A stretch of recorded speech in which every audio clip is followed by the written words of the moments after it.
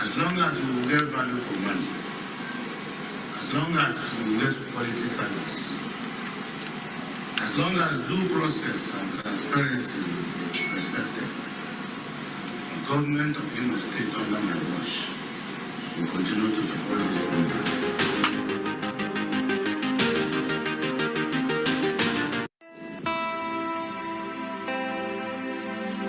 Today in Imo State, the desire to entrench financial risk protection for the good people of Imo has moved from mere wishes to a verifiable reality, courtesy of the commitment and tenacity of the 3R health insurance policy of the Imo State Governor, distinguished Senator Hope Uzodimma. Across the length and breadth of the 27 local government areas and 305 wards in the state, the story and testimonies are the same of relief on the high cost of healthcare services in our dear state. Through the Imo State Health Insurance Agency, the agency's mission is to remain committed to being a health financing agency that ensures value for money in protecting the health of Imo. Let us listen to the testimony of beneficiaries from different communities on the Imo State Health Insurance programs.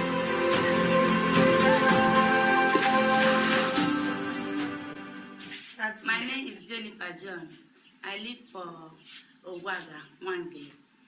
I thank our governor, Hope Uzodimma. As I born this month, I carry my pikin free. May God bless him.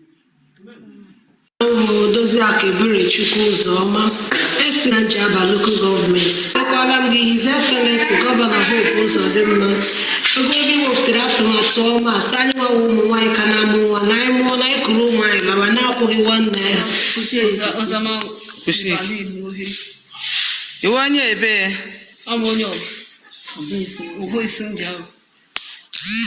Treatment na ọgwụ enyere unu gị na ụmụ gị anara unu ego mba ele ihe unu nwekwara na ịgwa gọvanọ maka nke a ya chụwa aha m bụ Goodness Chizuru amụrụ m n'udo na-anaghị m ego ọbụla na health center na-ata ana m ekelekwe ndị nurses ndị nyere m aka ma amụ nwa na-ekelekwe awa gọvanọ ana m asị ya jide aka ngoji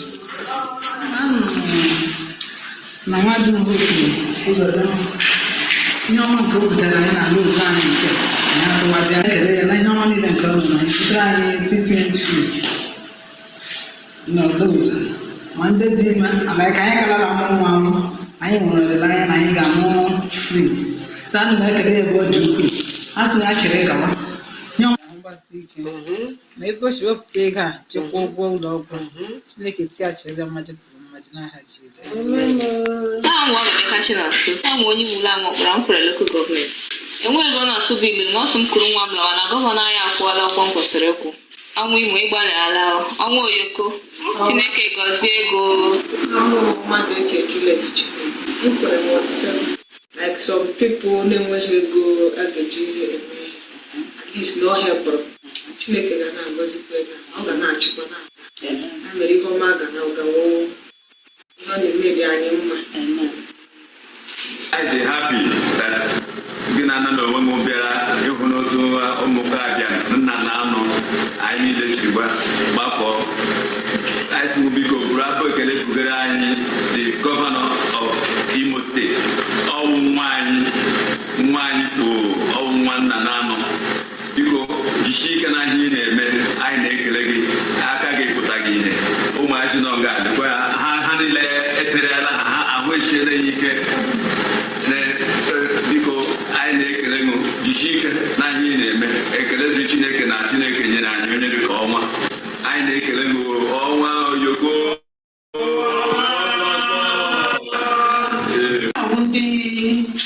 Dị in charge maka ọgwụ a na-enye free ha bịara.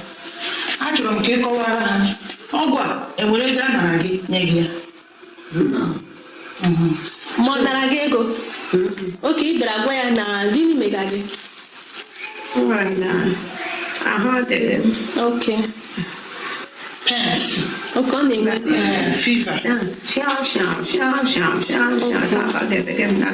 Ihe agwa nọ ID card ọ na-eji ana ya wụ treatment. O weta ID card ya ewere ya tinye aha ya n'ime regista werezie na complain ya ma nyekwa ya ọgwụ ya. So ma ihe chọrọ ịkọwa na o nyere gị ọgwụ a for free ọ na-aga ego? Ọ ga-agọzi ya, ọ ga-arụ ya na mma. Ọ ga-arụ ya na mma. Baịbụl sị onye ezi omume ọ ga-arụ ya na mma. Mkpụrụ ihe omume ya ọ ga-eri ya. Aka m dị ka o mere nye. Aha m bụ anya Nkechi amụghị ụmụ elema nwandị gasị local gọọmenti eri. Chineke gọziere m ya ihe ogologo ndụ ahụ mgbasi ike na ebe o si wepụta ego a chekwa ụgwọ ụlọ ọgwụ. Chineke tiachiri mmadụ pụrụ mmadụ n'aka Jizọs.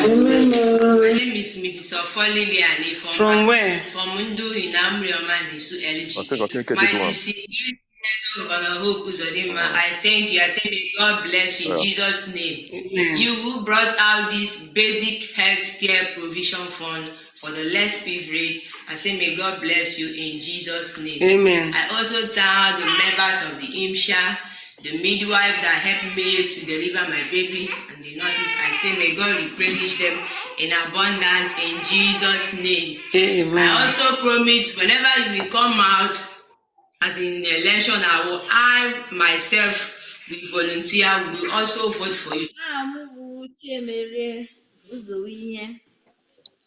Iwu onye ebe amụ ebe na-atọ ele saịdị ọ n'ebe na-atọ ụmụ okorokoro ebe na-atọ ekwe. Ana m ekele gọvanọ anyị na-ekelekwanụ our head sister Chukwu goziele m ọnụ. Ọ na-agbalị ala n'ihe ọnụ mere m. Ahụ m onye Oburekwe. Aha m Mrs. Eunice Chinyere Mbabie. So ana m ekele gọvanọ anyị onye mere ka ihe a wee rute anyị aka n'agbanyeghị ihe ọwụna nke na-eme n'ụbọchị nke taa. At least anyị esobokwana wee rite ihe nọ n'ime ihe anụnwa anyị amụọ nwa nwere ego a nara anyị. Antinenta niile anyị na-abịa nwere ego a nara anyị. Anyị na-asị ka Chineke na-agọzi ya n'aha Jizọs. Ma ndị nọọsụ ndị nyere aka ya wee mụpụta nwa ha si m ha ruru ekele n'aha Jizọs. Onye nwe anyị gọzie unu.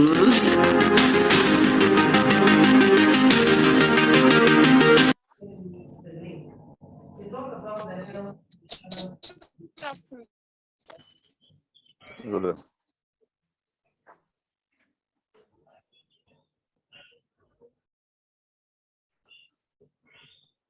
Everything on health insurance for social. I asked them all of this question. They just told me that you were the Prof was in class.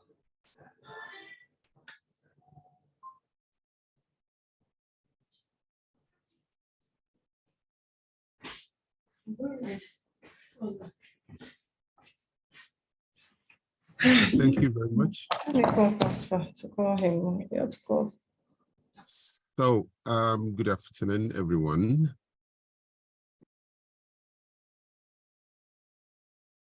I hope you can hear me. Yes, we can. Okay, so Honorable Commissioner, please. Yeah. signal to us when you would want us to start. All right, I will. Yes, I can hear you.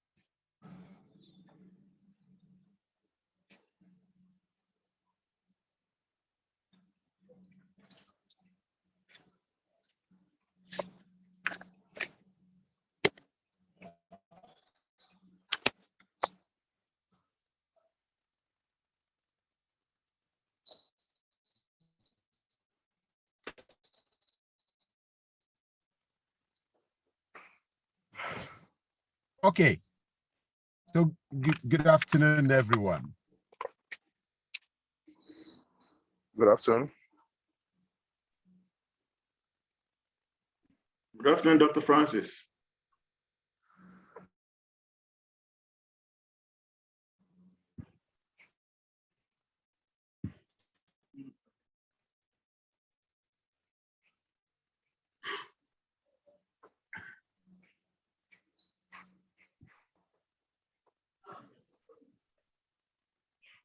I hope you can hear me. Yeah, we can hear you. I hope you can. We can hear Excellent. Okay, Prof, good afternoon. Can you hear me? We can hear you clearly. We can hear you clearly.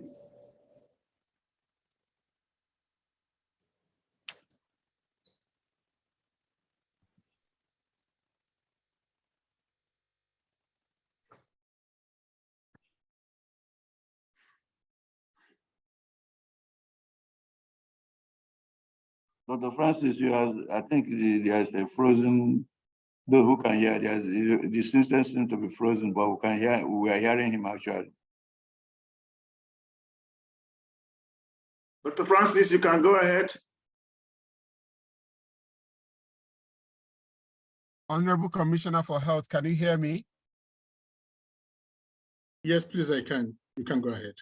Okay, so I would like to crave your indulgence so that we can start. So do we have the permission to start? Yes, please, we can. We can start, please. Thank you. Okay, thank you very much. Good afternoon, everyone. Good afternoon, ladies and gentlemen. Good afternoon, Your Excellencies. My name is Dr. Francis Ukwuije. I am the health economist in the WHO country office in Abuja. Today, we have a unique opportunity to have a discussion around the health of the people of Imo State, our own people.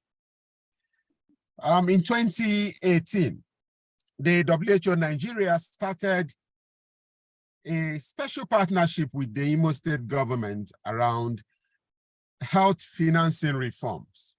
And that gave birth to the Imo State Health Insurance Agency. As of today, the executive governor of Imo State, the health-loving governor, distinguished Senator Hope Uzodimma Onwa, has given health insurance another boost in the state. And this is to ensure that all Imolites, all Imo citizens have health care at the point of use without having to fall into poverty. We recall that by the time that we did an assessment of Imo State, we found that over 92% of all the citizens of Imo State access care out of pocket. And what that means is that over 58 to 60% of Imo people fall into poverty due to health care. And that arguably is one of the highest in the country. And so the journey that we have started in health insurance in Imo State is very useful. And we believe that it's going to improve the economic situation in Nigeria. And indeed, we also ran another analysis to show that it's going to improve the GDP of the state up to 8-fold and also increase job creation up to 48%. Without much ado, I would like to introduce the chief host.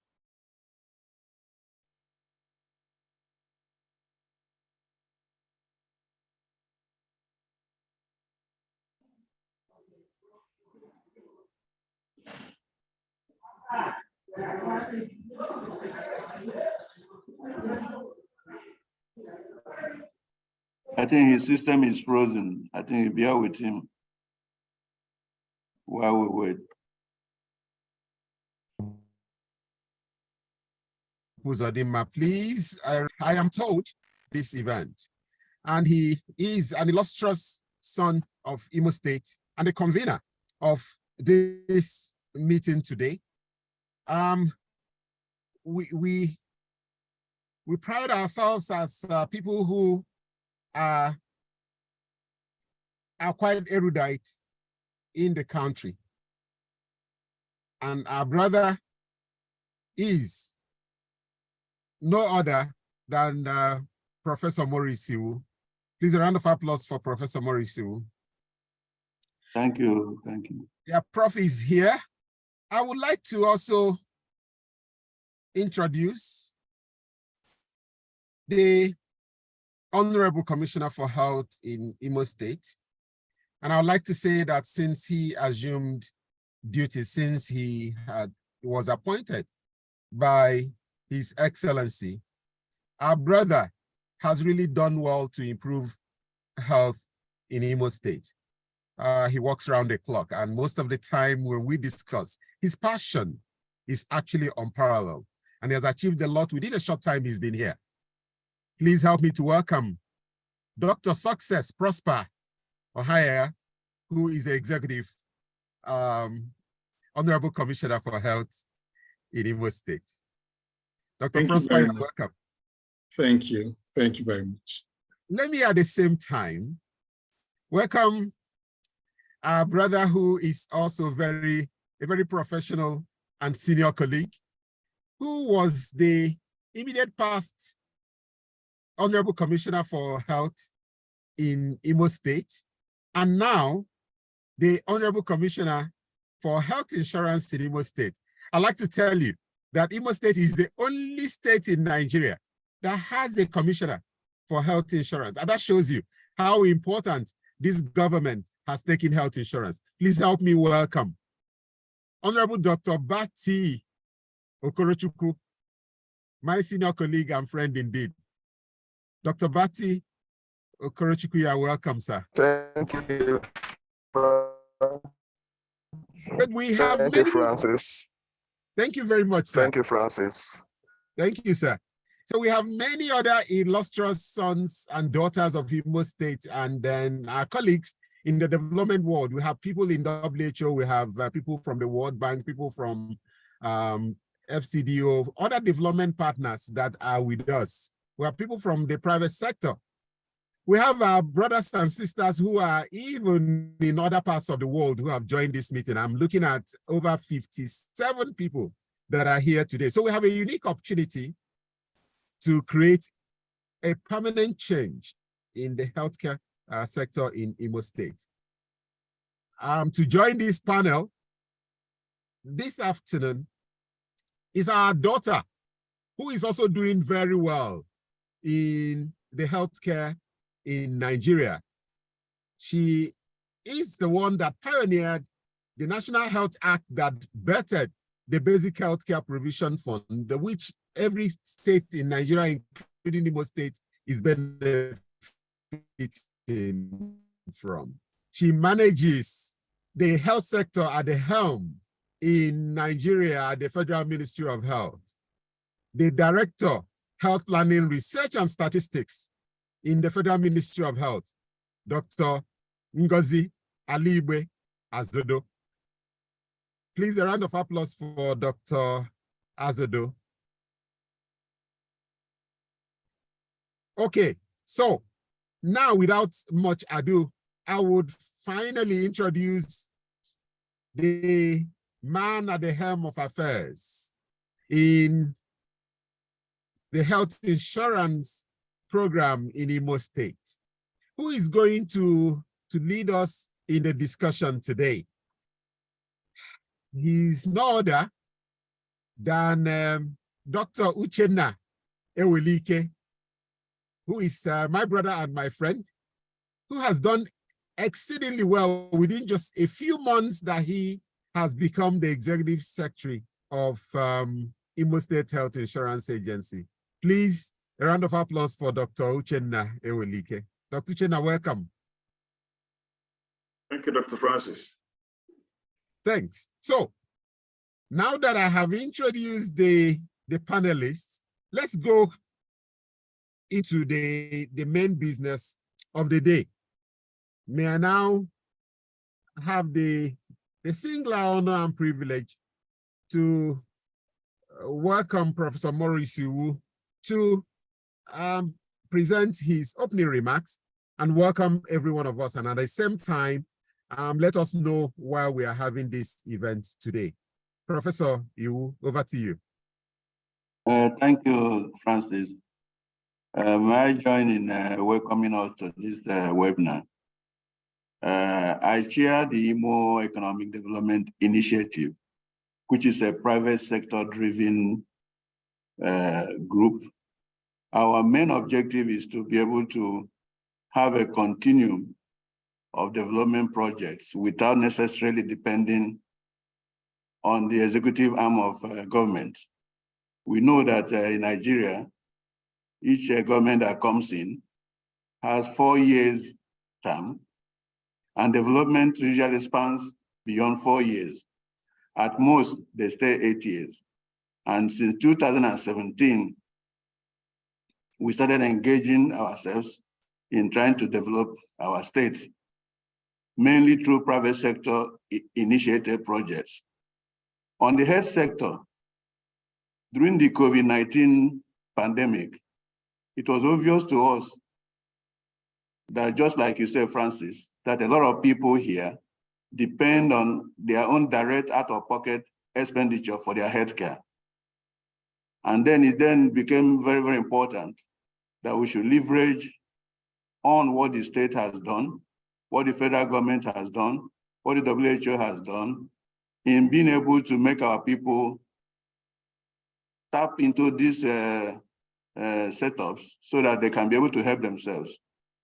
When we had the program on the Imo State Health Insurance, it was also obvious that people didn't know about it. And the premium is not anything that you can actually compare to what you will spend in just one healthcare issue.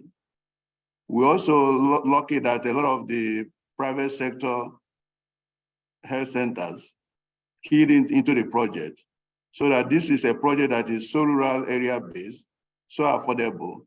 And so far, those who are managing it have done exceedingly well. So it now became very important that we reach out to our brothers who live outside Imo State, our brothers in the diaspora, so that they can be able to key into this program, not for themselves, but for their loved ones and families who are living in Imo State. And I think this webinar is a step in the right direction. We decided to partner with Imo State government in making this webinar so that we can be able to assess the information base that is there in the Ministry of Health. And I just want to thank you, Francis, for spending our time to be with us. Thank those of the Federal Ministry of Health. Thank the Honorable Commissioners, both of Health and Health Insurance, so that we can then be able to serve our people better. Just like you said, this is the only state that has a commissioner for health insurance. And that tells you the premium that the government has placed on this particular initiative. I have no doubt at all in my mind that if we work together, and insurance anywhere is actually a game of numbers. The more people that join, the cheaper it will be for everybody, and the more effective the healthcare itself will be. And luckily for us, the government itself has also rolled out plans to have tertiary healthcare, primary healthcare, and secondary healthcare all over the state, so that people will be able to have access to qualitative healthcare in Imo State. Again, I want to welcome all of us to this webinar. And during the question and answers time, I also have my own question to ask the agency. Thank you, Francis.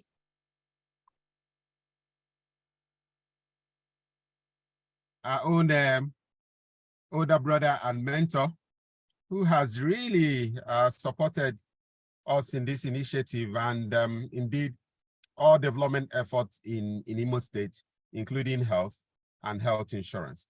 Thank you very much, Prof.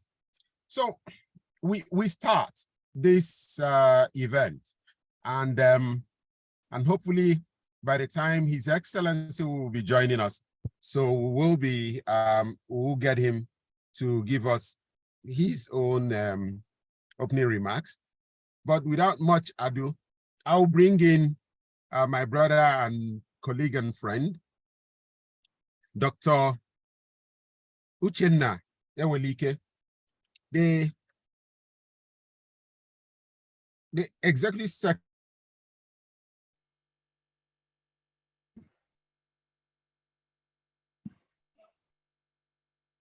about universal health coverage.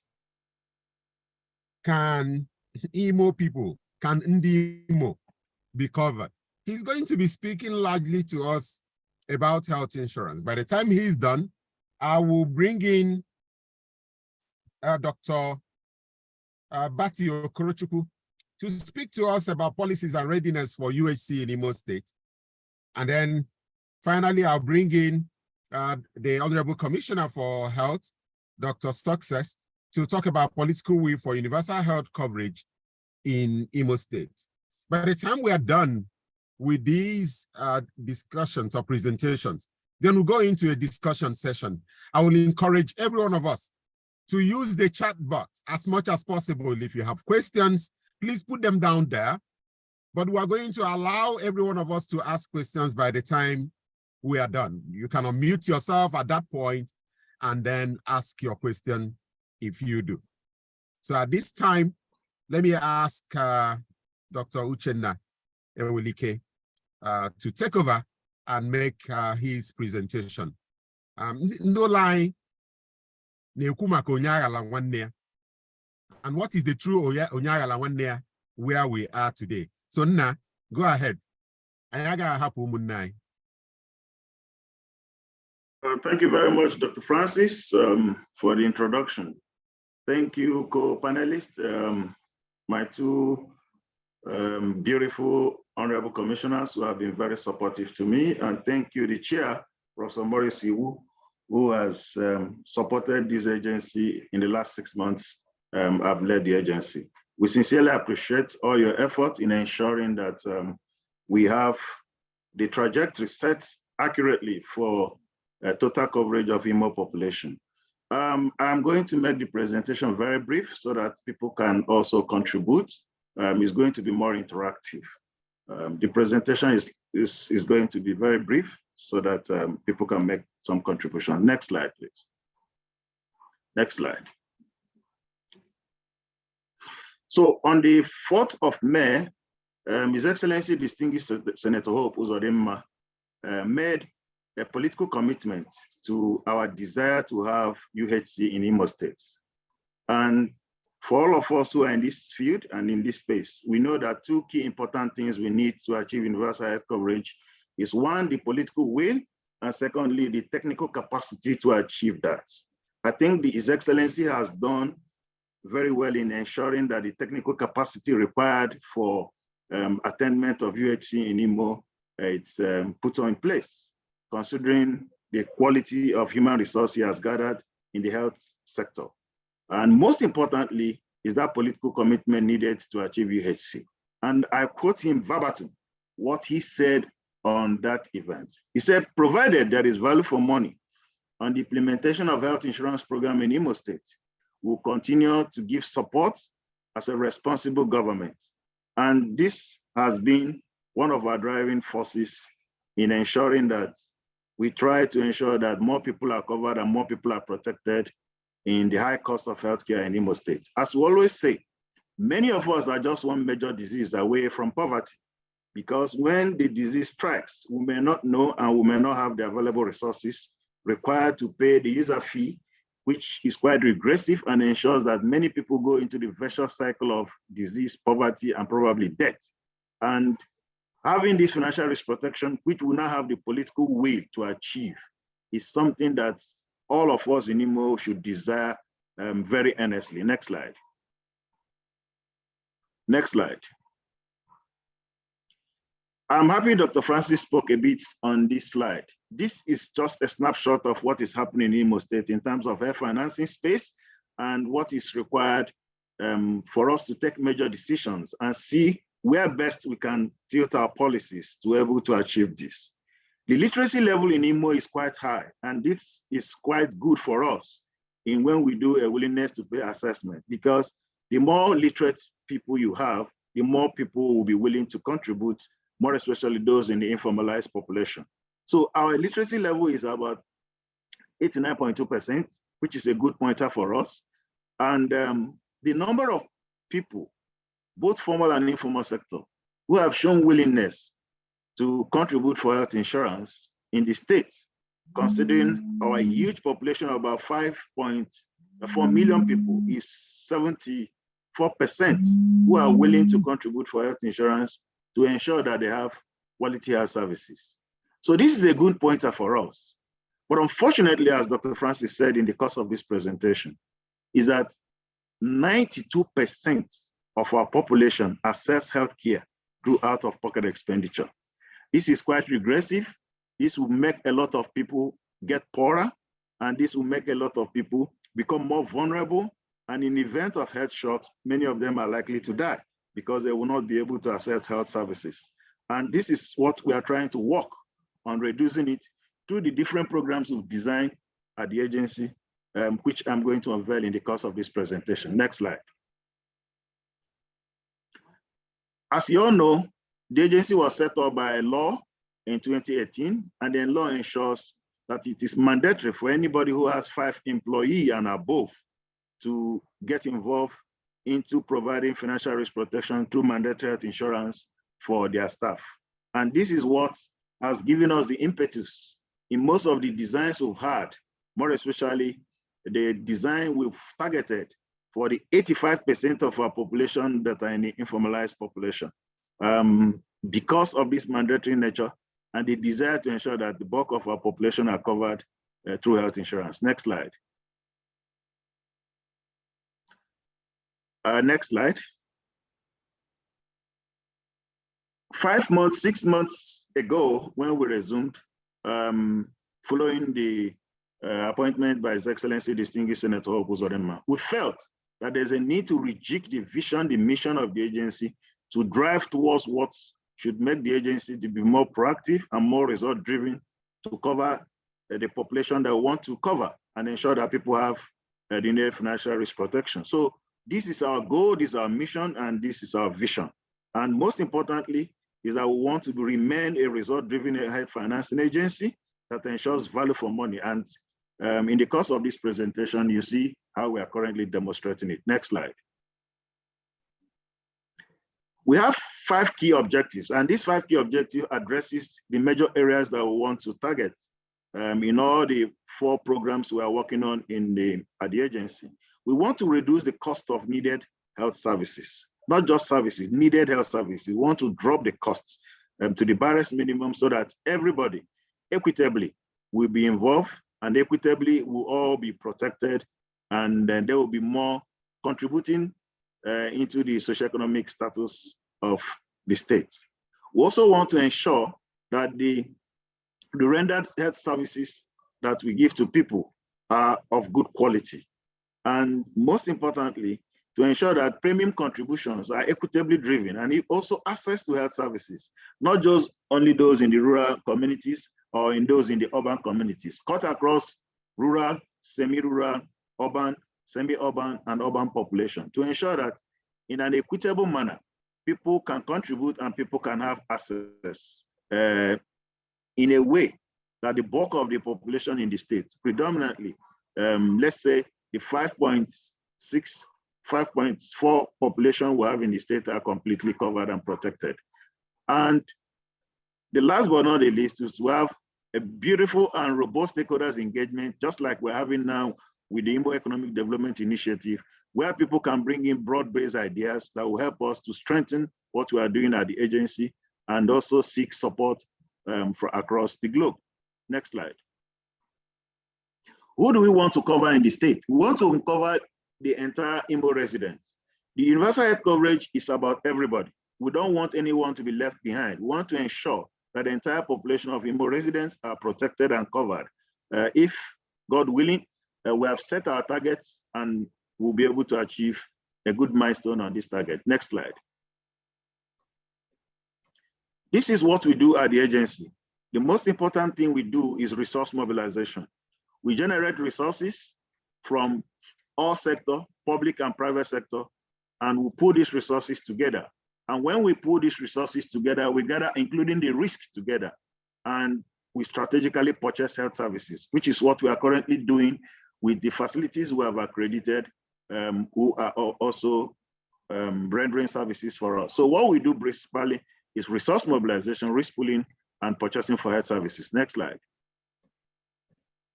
So these are the key 4 programs we have designed in Imo in the last couple of months to ensure that no population segment is left behind in Imo State.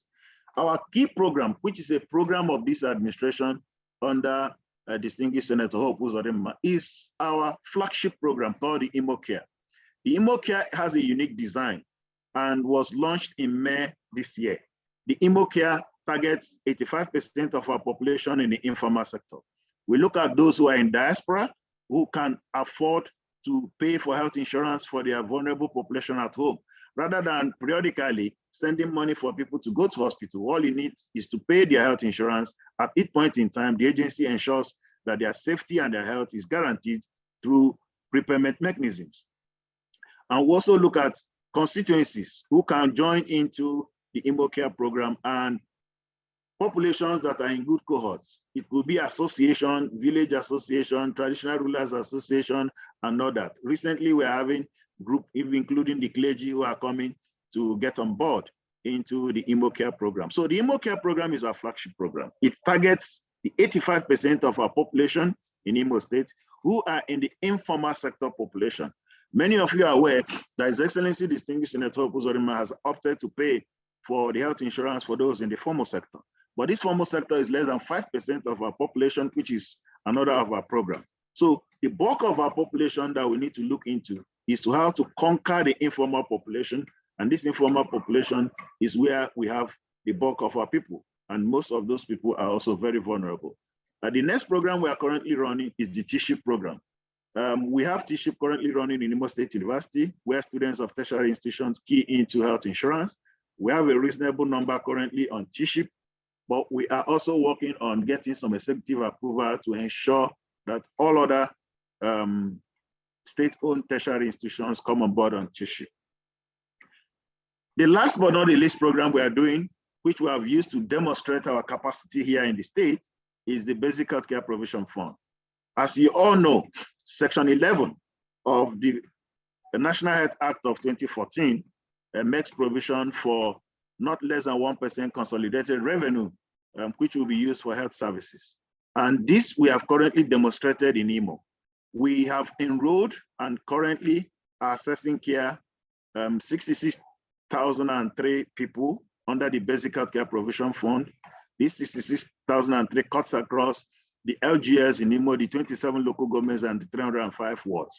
All of them are currently assessing care. In the course of this presentation, I will be able to get you through the data we have produced so far in terms of assets utilization for the Basic Healthcare Provision Fund. So these 4 programs we are currently running, either it takes you while you are unemployed, or you are employed, or you are vulnerable, or you are in the university. So all population segments in the state will be covered through these 4 programs we are currently running. Next slide. Next slide. These are my honorable commissioners. Next slide. So this is the Imo Care. As I said earlier, Imo Care has a very unique design. It has a very beautiful provider payment method, and we are currently using it, and it's working very perfectly. The Imo Care, it's a unique program that covers the informal sector. Imo Care, it's 15,000 per person per annum. And if you check, for instance, it cost us about 150,000 to pay for cesarean section. It costs us almost about 200,000 to admit somebody with secondary stage in diabetes, or somebody who is hypertensive and requires admission.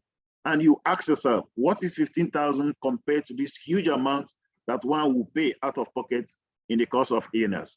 But the beautiful thing is about this is about social solidarity. When more people come on board and make contributions, we use the money for the few the money for the all that have contributed to take care of the few that will be able to access these services. And that's what Dr. Francis talked about, social solidarity. And that ensures that the bulk of our population that will require services will also be taken care of. So it runs on, the entry point for Imo Care is 4 persons, family of 4. That's the list to enter. And the beautiful thing is that it has just 1 month waiting period.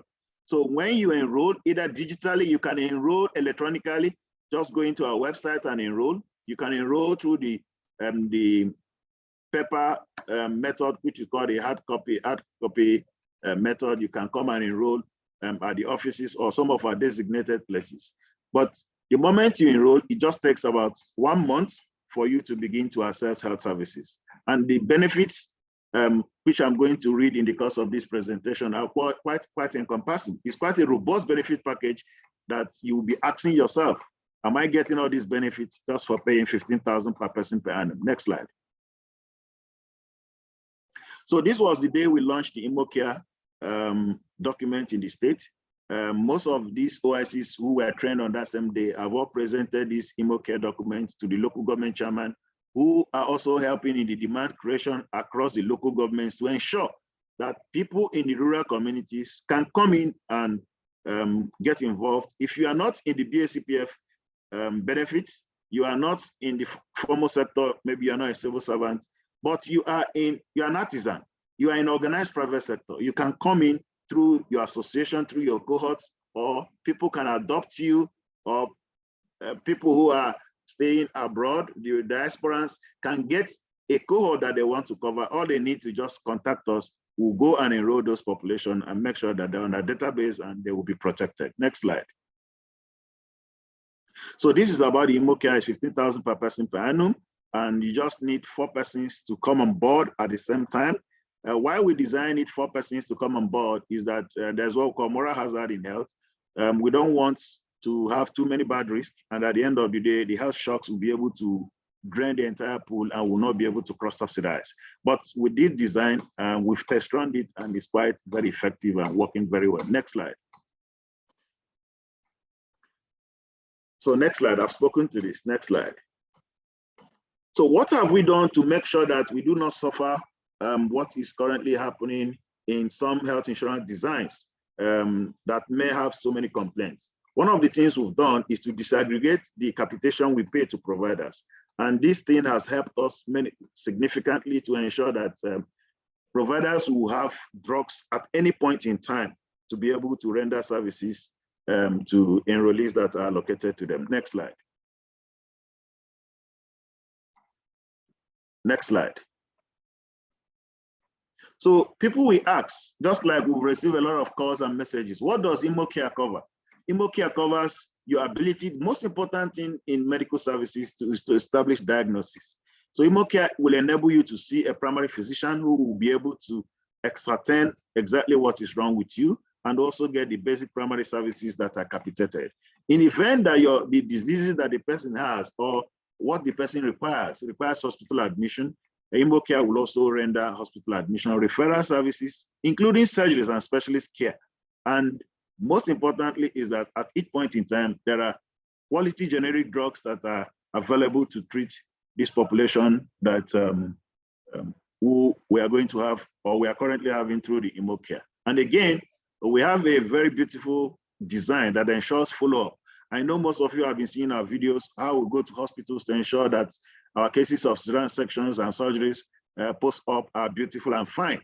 This is part of our follow-up design to ensure that you are not just enrolled as an enrollee who has health insurance. We also make sure that you are protected and your quality of care is guaranteed. Next slide.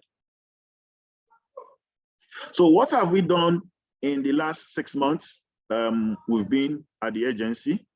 We've done, first and most importantly, is what we call the service level agreement and supply side readiness. We went to all these facilities that are accredited by the National Health Insurance Authority to ascertain their level of preparedness and their readiness to render services. And having done that, we invited all the providers, including the Nigerian Medical Association, with all the honorable commissioners and all major stakeholders in the industry to sign a service level agreement. This is the first service level agreement in the state that ensures that the quality services that are being paid for are what people are receiving. And that was what entails now why we are having more and better services in the BACPS implementation is because of this legally binding service level agreement that are signed by all providers that are rendering services with us. Also, we commenced the implementation of the Basic Healthcare Provision Fund. We paid the April, May, June, and currently July capitation across the 66,003 population we have in the Basic Healthcare Provision Fund. On the day we resumed on 30th of January this year, not just a single person was accessing care at the agency. And that's probably why His Excellency insisted that we must rejig the agency. And as I speak to you today, from 30th of January to today, we have 66,003 people accessing care through the Basic Healthcare Provision Fund. And we have close to 400 and something persons who have currently enrolled through the Imo Care Health Insurance Program. Next slide. So we've developed the provider payment method for Imo Care, which is quite unique. This is part of our technical designs to ensure that people get value for money and providers are not shortchanged and the agency is not shortchanged.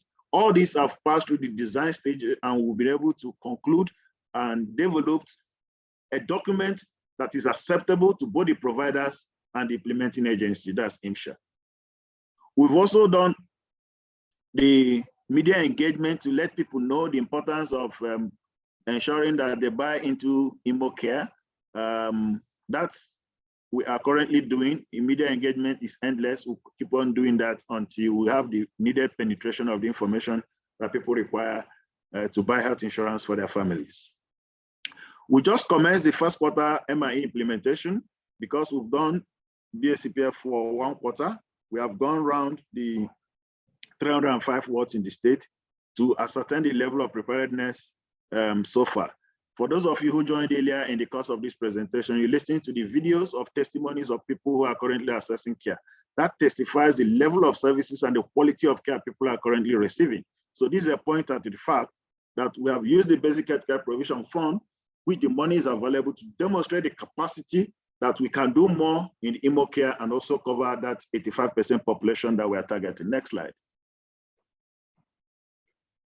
This was the day His Excellency gave the political commitment to the activation of access to care for both the formal sector and the Basic Healthcare Provision Fund. Next slide. This is one of the meetings, one of the hot meetings we had. You can see my honorable commissioners and the Executive Secretary of Primary Health all in this meeting. This is one of the days we had meetings with the service providers to ensure they are on the same page with us on signing the service level agreement, which most of them who are currently rendering services with us have all signed. You cannot be on board in IMSHA program except you have signed the service level agreement. This service level agreement is prepared by lawyers, and it ensures that for every kobo we are paying, you are rendering the service for that kobo we are paying. And that is why we ensure that this service level agreement is prepared by a legal team. Next slide. So this is the disaggregation we've done so far. Across the 27 local governments in the state, we divided the state into 4 zones. We have Olu Zone 1 and Olu Zone 2. We have Okigwe Zone and Owerri Zone.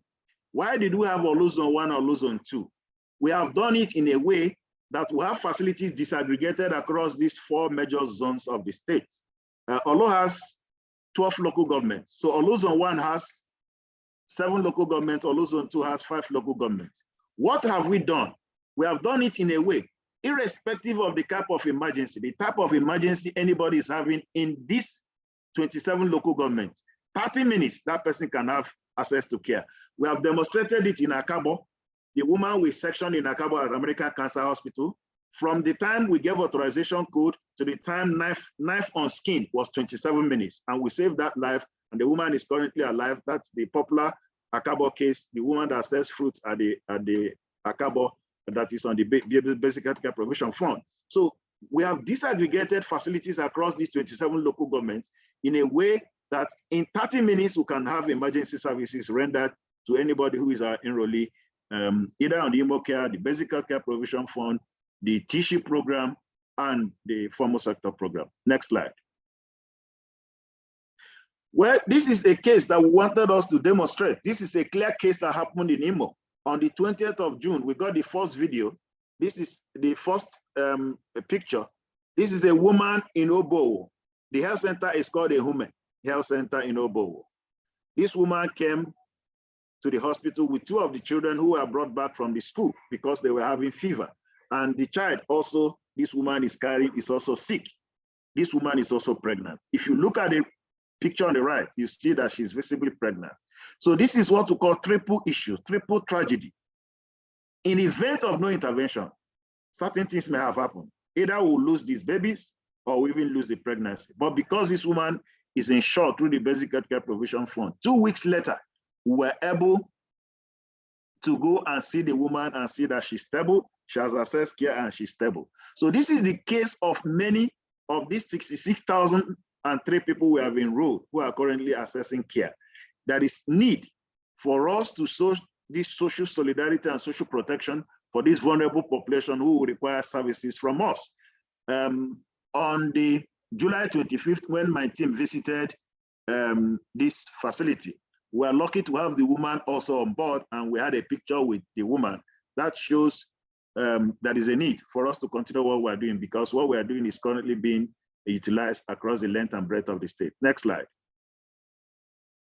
So this is one of our enrollees who also delivered in one of our centers. Next slide. So this, I've spoken to this. We have 66,003 people currently accessing care through the agency currently. And we have facilities disaggregated across the 27 local governments.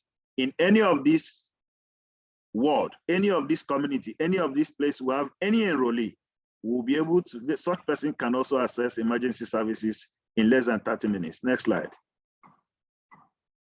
So this is the BSCPF utilization. It is important that we demonstrate what we've done with the resources we've received on the BSCPF so far. Imo is supposed to cover 66,003 people. Currently, we are covering the 66,003 people. But the most important thing about the utilization trend in the Imo BSCPF is one thing. I am happy that people at the national are joining this program so that they will see the trend and what is currently happening in Imo. The enrollment in Imo did not have any political interference, and we were able to enroll the needed population. And that is why our utilization is amongst the highest in the country.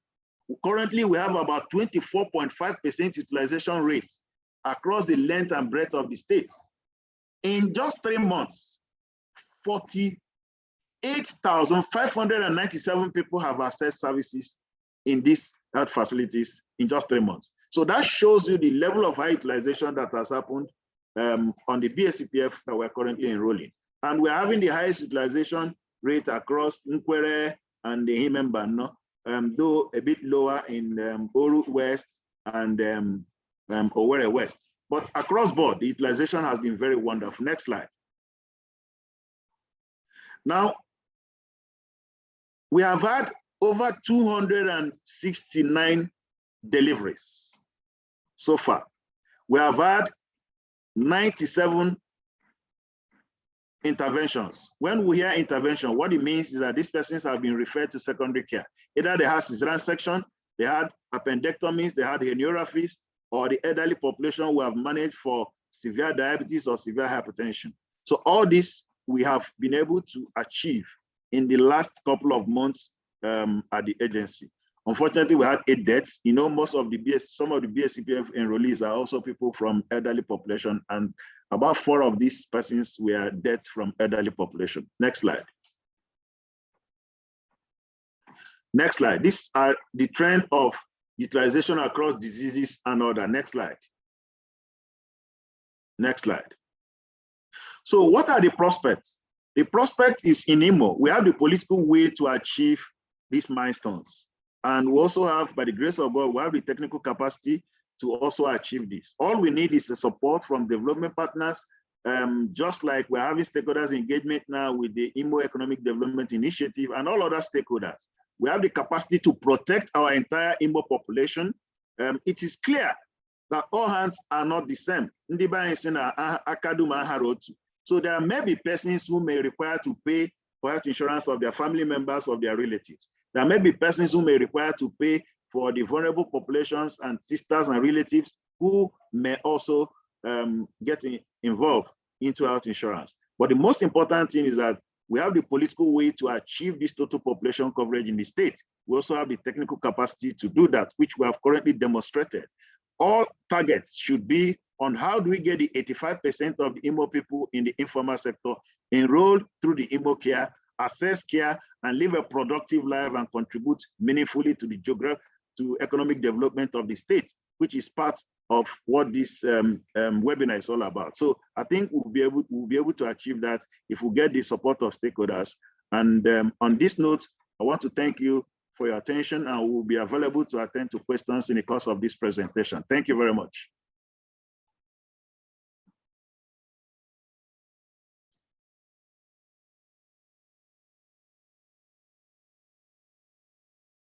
Dr. Francis, over.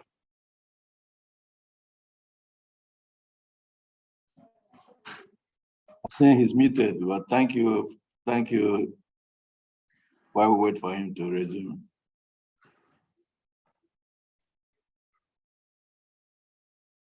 Dr. Francis, are you there?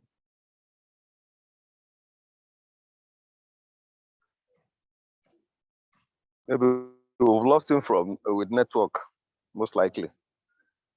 Okay, so I think let me then start carrying until he comes on board again. Okay, thank you, everybody. Thank you, Dr. Uchenna Ewelike, for the presentation. As we wait for Dr. Francis, we will go ahead with the webinar. While he joins, I think we lost Dr. Francis to network, but he's going to join us in a few minutes. So thank you, everybody, for listening to this wonderful presentation. We've been seeing questions come up on the chat box, and some questions have been answered, some are still there, hanging on, and we look forward to answering all the questions during the question and answer period. Without wasting much of our time, I would want to call on the Honorable Commissioner for Health Insurance, Honorable Dr. Bathy Okorochukwu, to take us on the next topic for this webinar. Dr. Bathy, you have the chance, and please, I want you to stick to your time so that we can save enough time to answer questions. 5 minutes, please, you have the floor. Yeah, thank you, Honorable Commissioner for Health, Dr. Prosper Success-Ohayagha. Our most senior brother, Professor Maurice Iwu, who has been more like a father and a pioneer in this health insurance thing. Executive Secretary, I thank you for the presentation.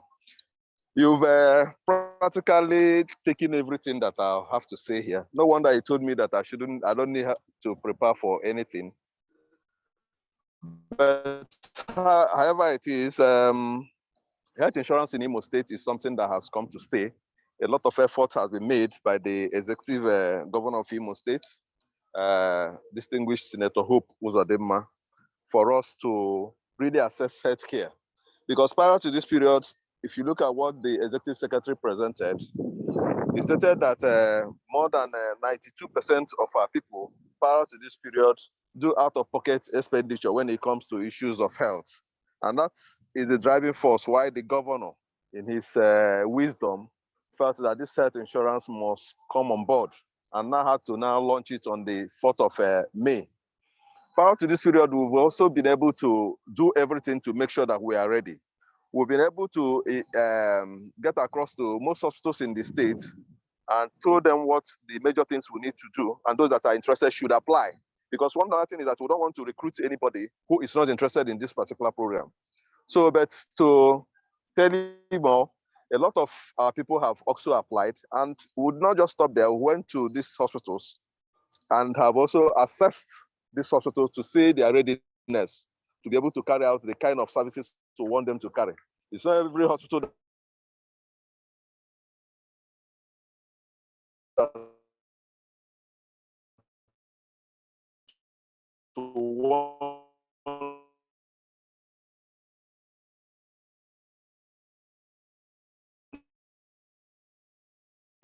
to bring on board. We want hospitals that are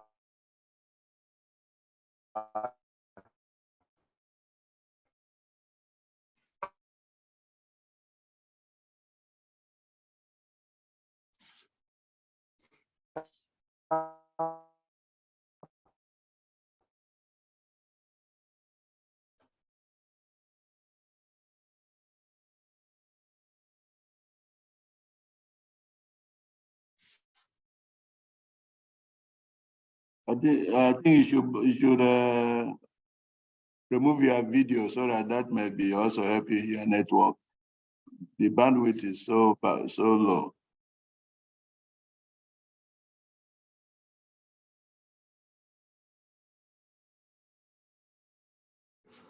Okay, I think we have lost him, but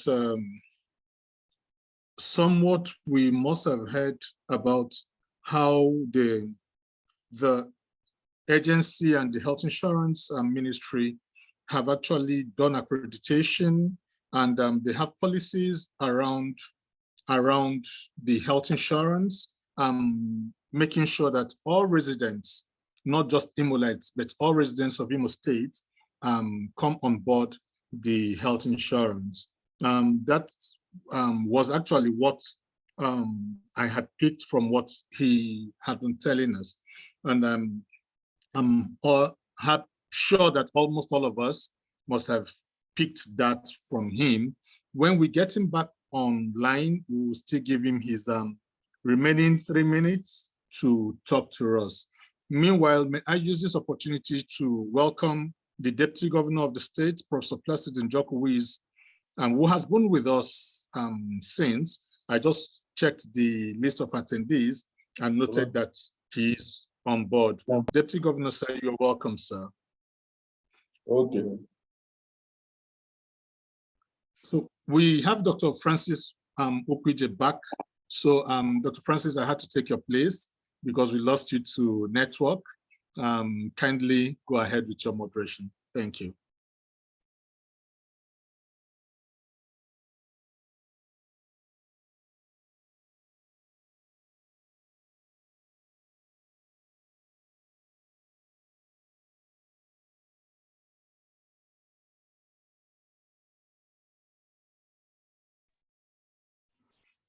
I think his network is still disturbing. So, the next... Dr. Prosper, you can go ahead with your presentation, sir. Yes, please. The next presentation is the political will for universal health coverage in Imo State. My name is Success. My surname is Prosper. And I am the Honorable Commissioner for Health in Imo State. And I welcome you all to this webinar where we're discussing on leveraging on health insurance in the post-subsidy period. Today, we have heard so much from the Executive Secretary of Imo State's Health Insurance Agency, who has spoken to us so much about what the agency has been doing. Totally, we know that we need to have universal health coverage for us to achieve our Sustainable Development Goal target, Goal 3, Target 8. And you know, the background of the universal health coverage in Nigeria can be traced back to as early as 1990, when the government began its implementation of series of reforms that aims at improving access to healthcare. And these reforms actually included the establishment of the National Health Insurance Scheme in 1989, which is not the National Health Insurance Act right now, which provides health insurance to public health sectors and workers and their families. And in Imo State, this universal health coverage has been a work in progress for many years. The state government has made significant progress in recent years, but there is still a long way for us to go to achieve universal health coverage. The Imo State Health Insurance Agency is a state-run health insurance agency that provides coverage to public sector workers, to residents of Imo State and their families. And the Imo State Health Insurance Scheme has been successful in increasing access to healthcare for these groups of people that we have speaking about. We have spoken about the Basic Healthcare Provision Fund that was passed in 2014 by the Nigerian government via the National Health Act, and which is a financing mechanism for providing essential health services to the poor and vulnerable. And it also requires that all states, including Imo State in Nigeria, establish these state health insurance schemes to provide health insurance to everybody. So in Imo State, in 2018, the USC plan was launched, and the plan aims to achieve total coverage by this year, 2023.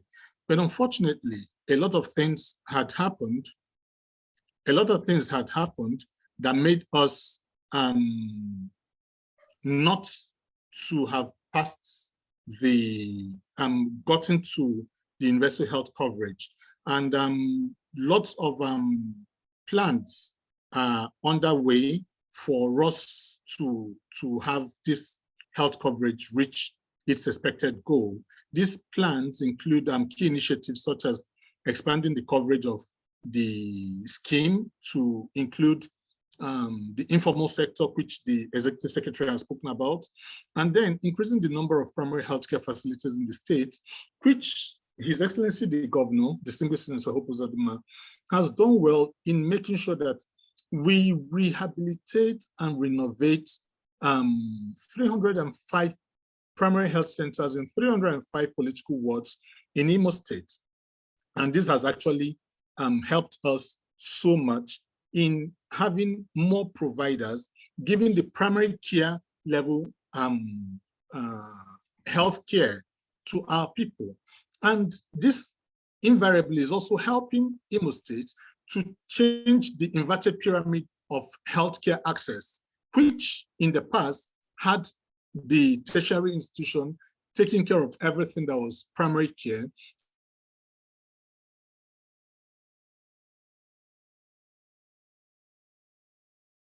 And the primary health center to go with. And then with the health insurance standard quality assurance unit in the agency, there's monitoring of the quality of care in all the healthcare facilities, the primary healthcare facilities and the secondary healthcare facilities. If you remember, if you had listened very well when the Honorable Commissioner for Health Insurance was speaking, he said that the agency would go and accredit and make sure that for what the services a health center is rendering is purely what they ought to render. And then we are also raising awareness of the importance of universal health coverage in Imo State. Now, we need to understand that the governor, Governor Uzodimma, has shown strong political will for universal health coverage in Imo State. He has made universal health coverage a priority of his administration. He has taken a number of steps to promote universal health coverage in the state. In 2022, he announced that the free medical care for Imo workers under the social health insurance scheme, and May 4, 2023, he launched the access to health care, which is actually one of the ways for everybody to get on board. But remember that these Imo workers are not the larger chunk of Imo workers. So the health insurance agency has got the mandate to interface with everybody that is resident. Now, they organize the informal sector, artisans and all, into groups, and they have started talking to them. And as I speak with you, people are believing in what is happening based on the evidence and the testimonies they are getting from the field and from the rural areas. The support from the governor and from the government is essential for us to have a successful universal health coverage. And with a continuous support, we will have more to do.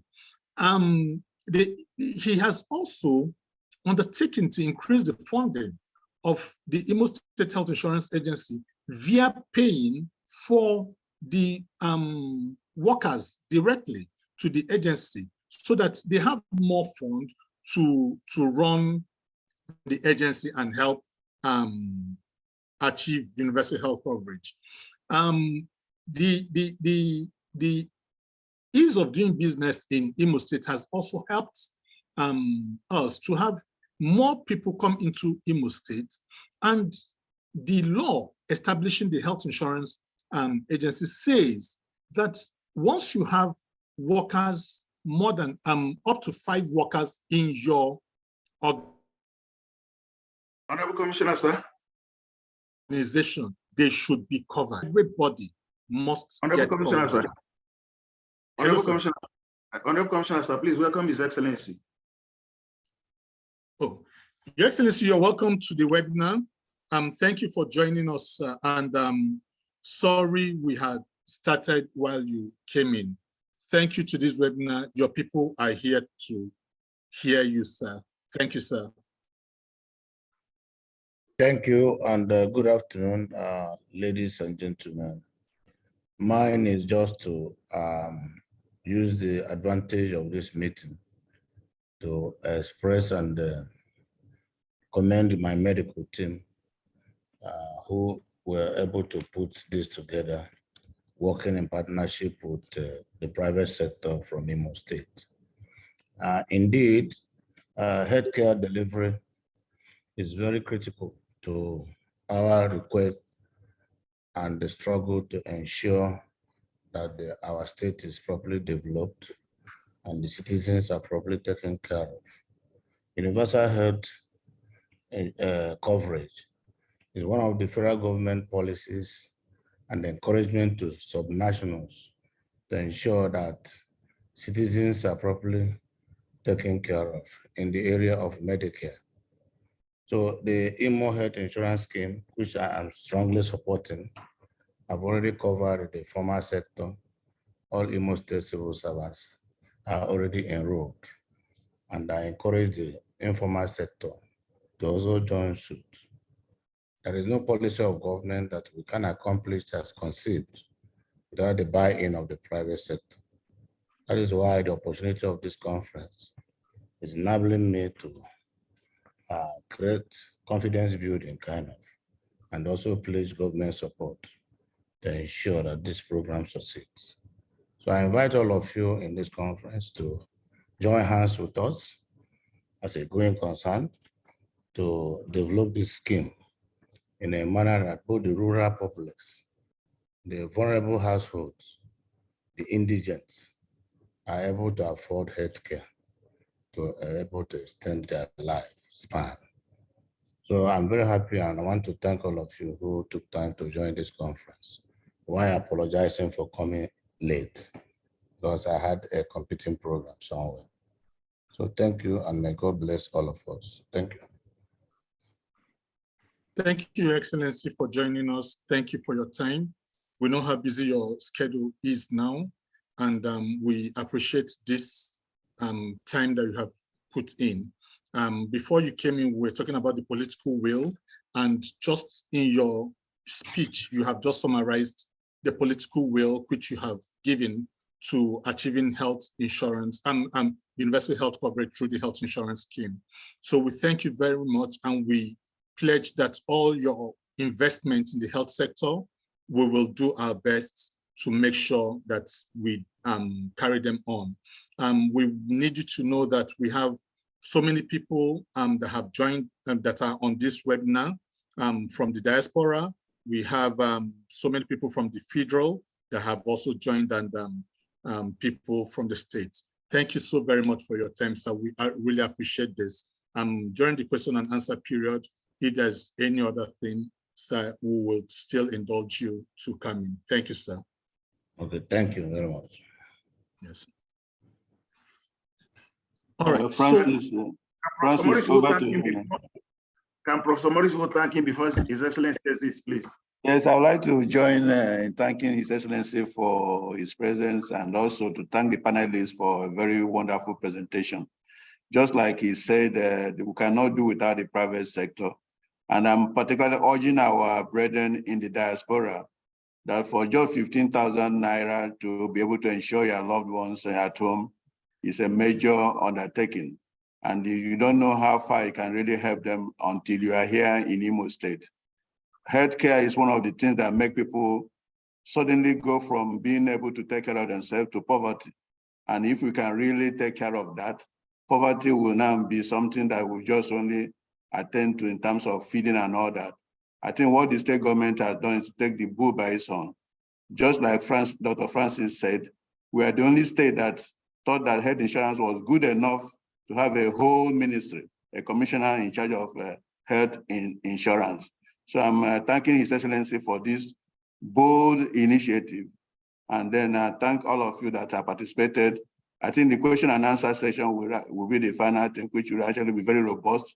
Anything that people want to ask, they ask. As I said, I want to kick off the question and answers by asking the Executive Secretary, is it 15,000 only that you pay for individual and that's it? Thank you. Yes, Prof. Yes, Prof. The enrollment for the informal sector is 15,000 per person per annum. And for those in the informalized population, all you need to do is 15,000 per person per annum. It covers the standard benefit package that also somebody who is a civil servant that His Excellency is paying for. The same benefit package that that person is benefiting is what whoever that pays 15,000 per person per annum is going to benefit. However, entry is 4 persons. You are not allowed to enter as an individual alone. You have to enter as a family of 4, because we try to make sure that risk is being taken care of so that we do not have bad risk that will drain the pool and will not be able to render quality services. So it's just 15,000 per person per annum. It covers everything, including surgeries. And what about the family package? Yes, per family package is for a group of 4, which is 60,000. It's still 15,000 per person multiplied by 4. That's 60,000. Thank you.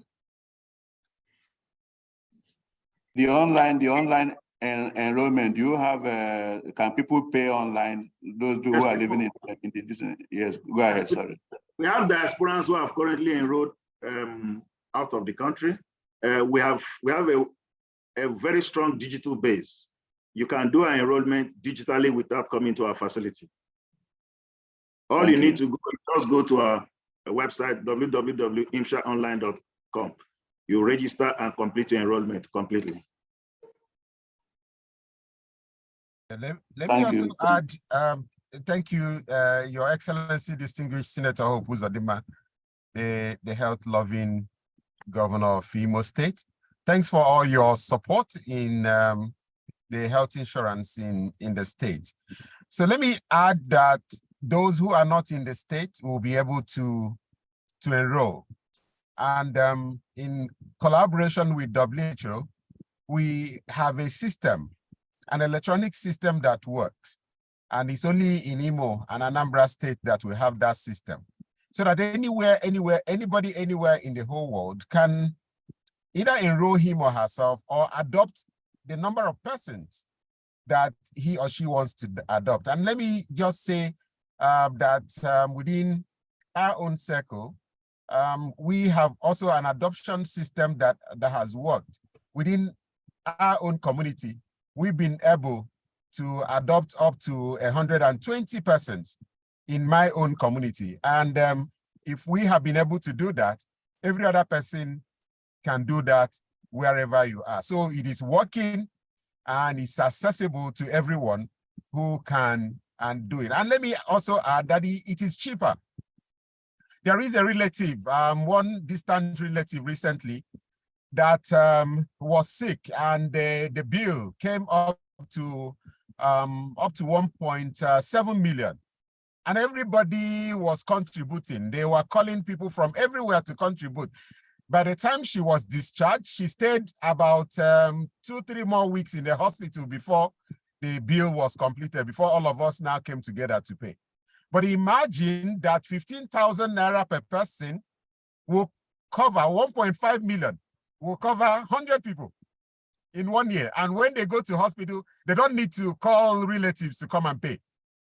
So it is actually cheaper, it's more cost effective, it saves everybody from stress. Thank you very much.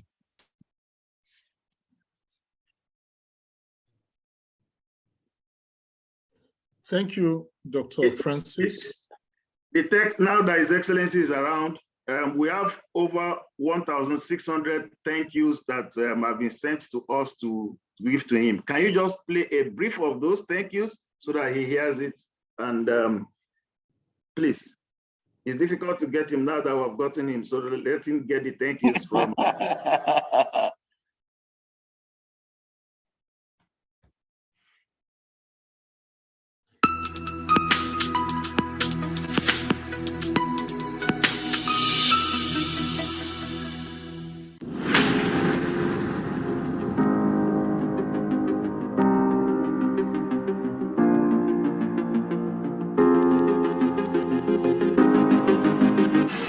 As long as we will get value for money, as long as we will get quality service, as long as due process and transparency will be respected, the government of Imo State under my watch will continue to support this program.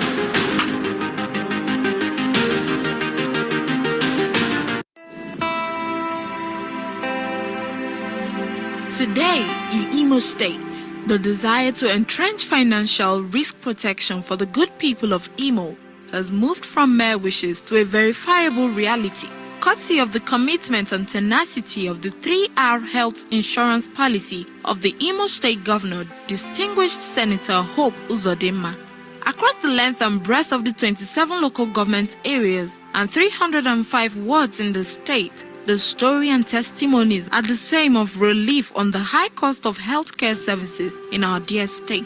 Through the Imo State Health Insurance Agency, the agency's mission is to remain committed to being a health financing agency that ensures value for money in protecting the health of Imo. Let us listen to the testimony of beneficiaries from different communities on the Imo State Health Insurance programs.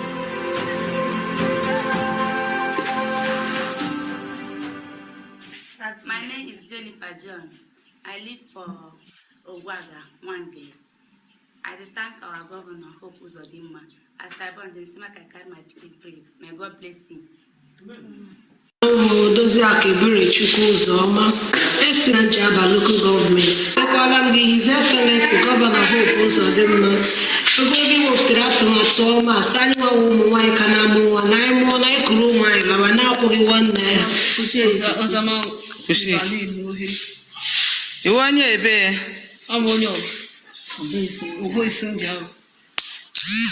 treatment na ọgwụ enyere unu gị na ụmụ gị anara unu ego ele ihe unu nwekwara na ịgwa gọvanọ maka nke a?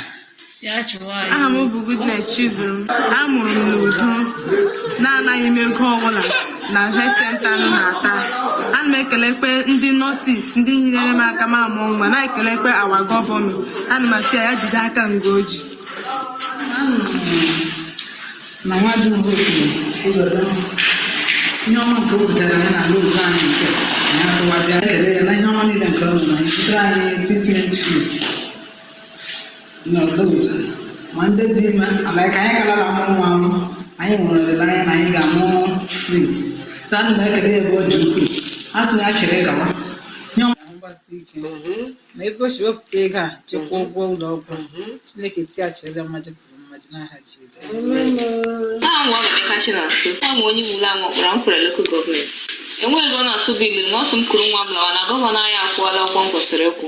Ọnwa Imo ịgbalịala, ọnwa Oyoko, Chineke gọzie ego. Mmadụ eke Juliet Chikwere like some people na-enweghị ego a ga-eji eme at least na ọ hepụrụ Chineke ga na-agọzikwa ego ọ ga na-achịkwa na ya mere ihe ọma ga na ọgawo ihe ọ na-eme dị anyị mma. I dey happy that gị na nna na onwe m bịara ịhụ n'otu ụmụka abịa nna na-anọ anyị niile ji gbakọ. Anyị sị m biko buru abụ ekele bugara anyị the governor of Imo State. Ọwụ nwa anyị bụ ọwụ nwa nna na-anọ. Biko jisie ike na ihe ị na-eme, anyị na-ekele gị, aka gị pụta gị ihe. Ụmụazị nọ nga dịkwa ha niile eterela ha ahụ esiela ya ike. Biko anyị na-ekele gị jisie ike na ihe ị na-eme.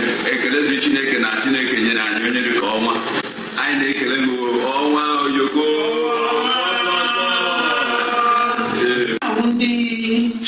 Ndị in charge maka ọgwụ a na-enye free ọ ha bịara. Achọrọ m ka ị kọwara ha ọgwụ a enwere ego a nara gị nye gị ya. Ma ọ nara gị ego? Oke ị bịara gwa ya na gịnị mega gị? Ahụ adịghị m. Okay. Pens. Oke ọ na-enwe fever. Ihe agwanụ ID card ọ na-eji ana ya wụ treatment.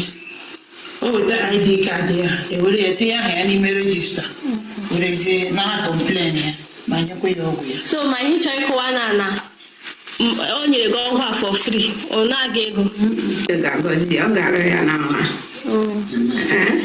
Ọ ga-arụ ya na mma. Baịbụl sị onye ezi omume ọ ga-arụ ya na mma. Mkpụrụ ihe omume ya ọ ga-eri ya. Aka m dị ka o mere nye m. Aha m bụ anya Nkechi amụghị ụmụ elema nwandị gasị local gọọmenti eri. Chineke goziere m ya ihe ogologo ndụ ahụ mgbasi ike na ego si wepụta ego a chekwa ụgwọ ụlọ ọgwụ. Chineke tighachiri mmaji pụrụ mmaji n'aha Jizọs. My name is Mrs. Ofoliliani From where? From Nduhi na Mrioma Nisu LGA. My distinguished Senator Governor Hope Uzodimma, I thank you. I say may God bless you in Jesus' name. Amen. You who brought out this basic health care provision fund for the less privileged. I say may God bless you in Jesus' name. Amen. I also thank the members of the IMSHA, the midwife that helped me to deliver my baby, and the nurses. I say may God replenish them in abundance in Jesus' name. Amen. I also promise whenever you will come out as in the election, I myself will volunteer, will also vote for you. Iwu onye ebe amụ ebe na-atọ saịdị ọ n'ebe na-atọ ụmụ okorokoro ebe na-atọ ekwe. Ana m ekele gọvanọ anyị na-ekelekwanụ our head sister Chukwu goziele m ọrụ. Ọ na-agbalị ala n'ihe ọnụ mere m. How am I Obrekwe?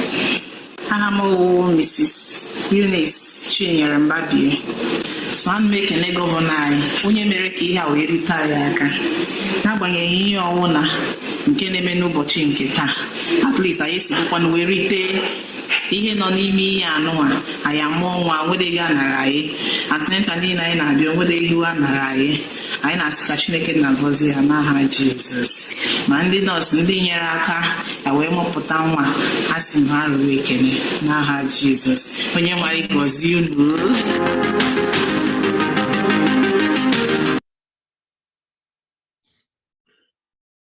Your Excellency, you have heard the testimonies from the field. These are true testimonies, and I must tell you that the first quarter monitoring and evaluation done showed very good utilization, and people are singing your praises. Your Excellency, when you go to the chats box of this webinar, lots of people are saying thank you and congratulations to you. Your Excellency, thank you very much for what you have been doing in the lives of people. These are intangible ways of touching the lives of people by giving quality health care to our Imolites. And I tell you that this quality health care will give productivity to the state. Thank you very much for your political will and your push to all of us in the health sector for this. Thank you, Excellency. Thank you. Thank you. The Commissioner, I think it will also be important to inform your audience of the construction and the equipment of the 3 new general hospitals in Muma, Oguta, and Ohayagha, using the 13% derivation fund.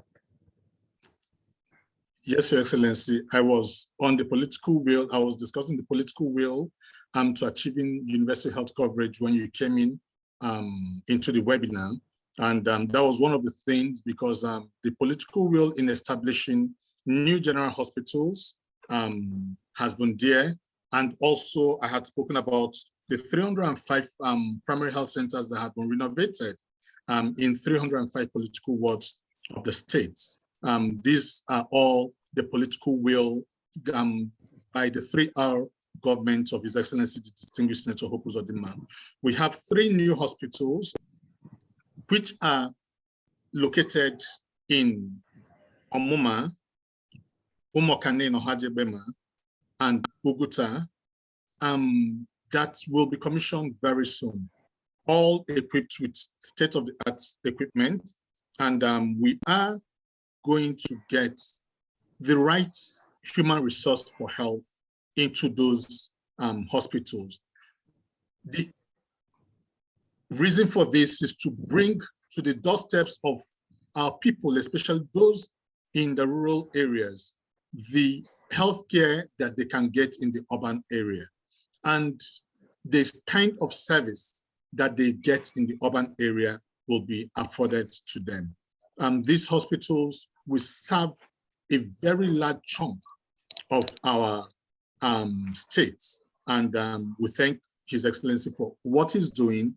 And we look forward to more people having participation, private sector participation with the state in everything we are doing. Constructive criticisms to help us do the right thing that will help channel universal health coverage in the state.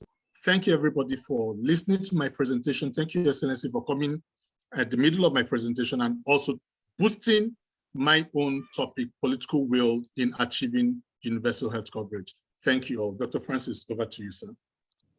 Yeah, thank you very much, Honorable Commissioner, Dr. Prosper Success-Ohayagha, for your presentation, and thanks, Your Excellency, for your support. Ladies and gentlemen, I want to remind you that based on the presentations that have already been made, His Excellency has already committed to covering over 66,000 public servants in Imo State on this health insurance. And they are already enrolled to receive services. From the presentation also, we have over 5% of the population in the informal sector that are already also engaged in the Basic Healthcare Provision Fund. Most of these that you saw on the testimonies are those who are already receiving services in all the 27 local governments in the state. We have 85% of the population that are yet to be covered. And these are the people that are in the informal sector. So let me ask Dr. Ewelike again, in terms of what do you think that we need to do differently in covering the 85% of the population that are in the informal sector that need care in the state, considering that we still have about 92% out-of-pocket expenditure? We want to reduce this within this the life of this government. Over to you, Dr. Ewelike. Thank you very much, Dr. Francis. The Imo Care that is quite celebrated today, it's is bettered in the last 3 months under the administration of His Excellency Distinguished Senator Uzodimma.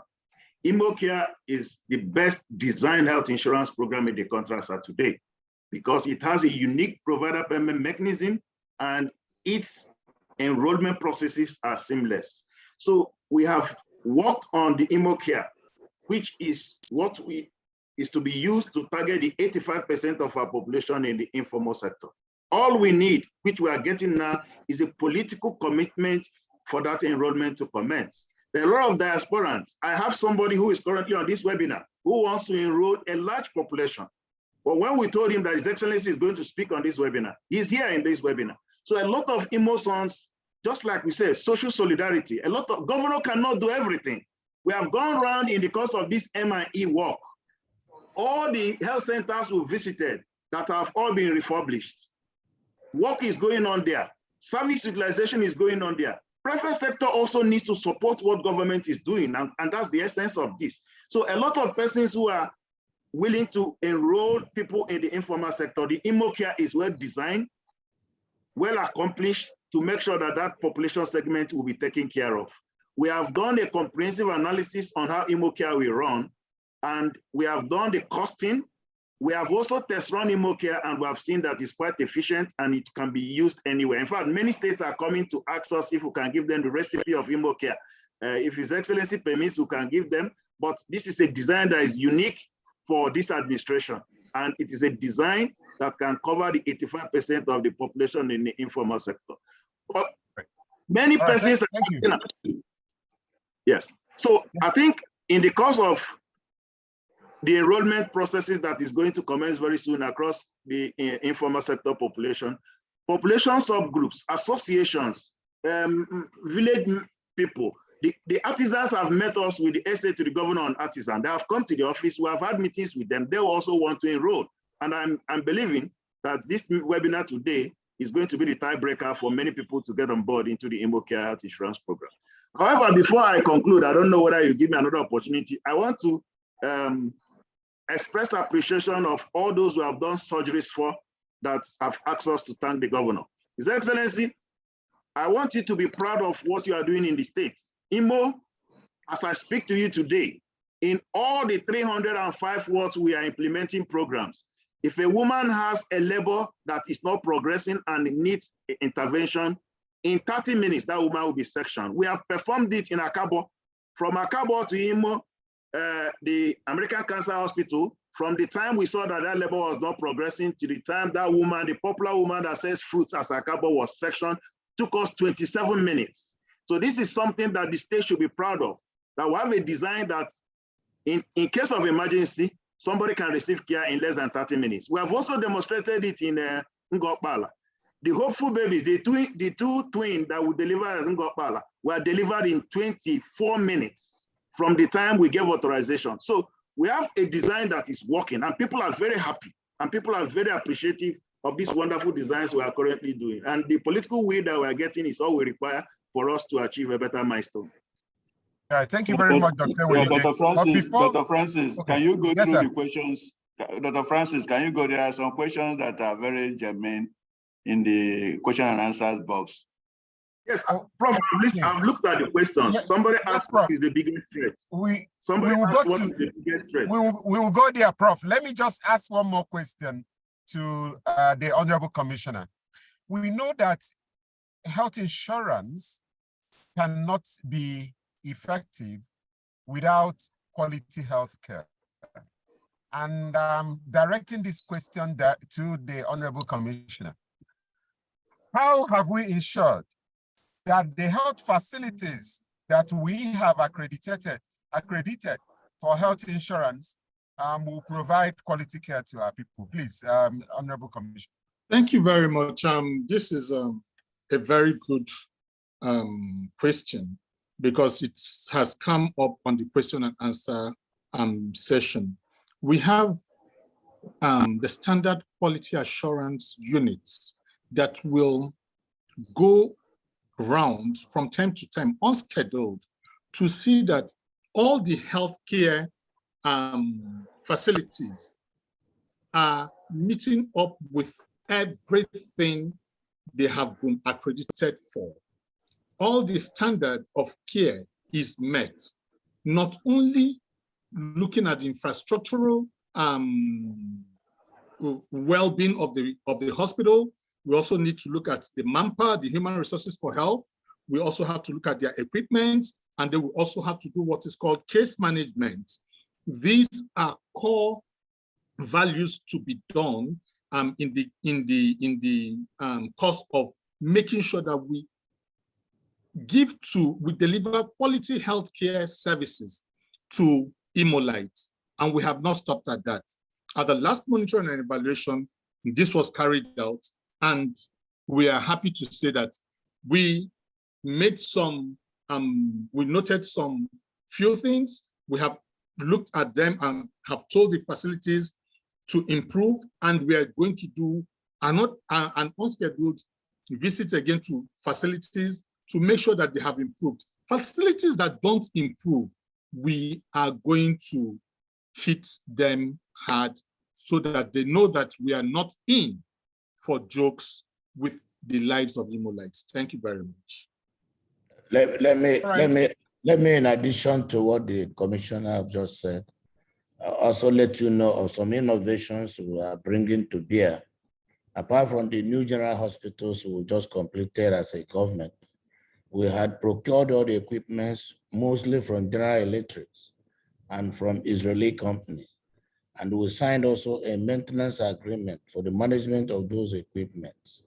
We have a drug procurement program where now we are going to procure all our drugs from Pfizer in Germany.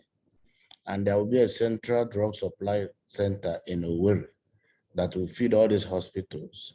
And we intend to manage all these facilities through public-private partnership, bringing efficiency to bear. So quality, as far as I'm concerned, will be guaranteed. Thank you. Thank you so much, Your Excellency. So there are some questions. Let me start, and then I know Dr. Ewelike will read out the other ones. The one I'm seeing here says, thank you, Your Excellency, for the lives you have impacted with the free medical care. When will civil servants start assessing care under the health insurance scheme? It is immediate. All the civil servants have been enrolled, and beginning of July, end of July, we have commenced payment of premiums. So it is immediate. Thank you so much, the health-loving governor of Imo State. Dr. Ewelike, please take over, read out some of the others, and then you and Dr. Prosper can also handle them accordingly. Then if there is no other question that is directed to me, I can now take permission to go. One more question, Your Excellency, before you leave. Your Excellency, before you leave. Your Excellency, before you leave. Your Excellency, before you leave. So when we went on a monitoring and evaluation first quarter MIE, my team was in Obo and Ibembano. Somebody asked us this question. Said, what if after the next 4 years, His Excellency leaves, will this program be sustained? Because we have now noticed the high utilization that is currently happening at the health centers. Currently, the OICs are no longer sleeping, and we are going to even have more deliveries. I am also thinking that this thing may also increase our population because more people will now give birth because they know that they have financial risk protection. Well, somebody asked this question on the comment section on sustainability. It is my hope and desire that His Excellency will sustain this program even after he has left. And all he requires is the political will, which he has provided. So the person who asked this question on sustainability, after the next 4 years, I'm sure when His Excellency leaves, he will also sustain this program to ensure that our people get the needed services. They also asked us this question in the field. Another question somebody asked, if you can get your desired population enrolled, yes, no matter how remote it is, no matter how remote it is, I'm happy to announce to you that even in the course of this enrollment, there is no community we visited in Imo that were hot. None of our staff was hot in any community we visited in Imo State, in the 305 wards. So anywhere you want us to come and enroll people, we will be there to enroll that population because the people know that what we are doing is community services and is aimed at improving the health of the people. And they're happy with what is going on. Somebody asks, what is the strategy for the 4 million people that are above 4 million people that are in the informal sector? Yes, this administration has designed the Imo Care. The Imo Care is a recipe, is something that is coming from this administration. So we can use the Imo Care to cover that population. Then somebody from the US has asked, and I know it's Dr. Melu's team who is here. I hope Dr. Francis gives Dr. Melu, who has been very supportive from the US, opportunity to speak. Yes, on training and retraining, the agency with the Ministry of Health Insurance and Imo State Ministry of Health has a training and retraining program for all facilities that are involved in service utilization. We have trained all OICs, including at what point do they need to refer. That's why we're having these successes we are currently having. The cases that were referred in Okigwe, Akabo, Omoma, Isu, Wangele, Nkwere, most cases that were referred the moment the OICs noticed that there is a red flag. And we've been able to section those women and the surgeries were done very successfully and they are all fine. So I think the issue of quality is guaranteed. Again, this administration has also signed the first ever service level agreement, which is the best in the country. Many people have asked us to give them also a copy of that service level agreement. If His Excellency permits, we'll give them. But that service level agreement is what is making providers to take up, including cesarean sections, in less than 30 minutes, because there's a legally binding service level agreement that is between the agency and providers. Thank you, Dr. Ewelike. Your Excellency, you may just say the final word before you leave, and then we can continue the webinar. Thank you, sir. Before His Excellency says his final words, His Excellency, I want to use this opportunity to thank you. My country director, the WHO representative in Nigeria, your good friend, whom you made Uchenna Ewelike of Imo State, has asked me to extend his appreciation to you for the good work you are doing in Imo State. And he is still saying that he will still have the time to come over and see you again before the end of the year. So thank you, Your Excellency, sir. Mr. Francis, before he speaks, I just want to tell those of you in the diaspora that there's a fast-track mechanism if you want to set up healthcare centers in Imo State. So since His Excellency is here, I think his presence, I'm saying this clearly, that we have developed a fast-track mechanism which is supported by government. If you are genuinely interested in setting up a healthcare facility in the state, that you will be given all the support you need. Thank you, Francis. Okay, thank you, Francis. My regards to the country director, and tell him we are ever ready here to receive him anytime. But I have also noticed an incremental awareness among Imo citizens and the universal, almost a near consensus, embracing this health program for our people. The reason being that no matter the number of people we have as a population, it will be a healthy population at the end of the day. And a healthy population is an economic population.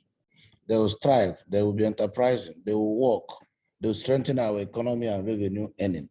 So for me, it is going to be a win-win situation for all of us.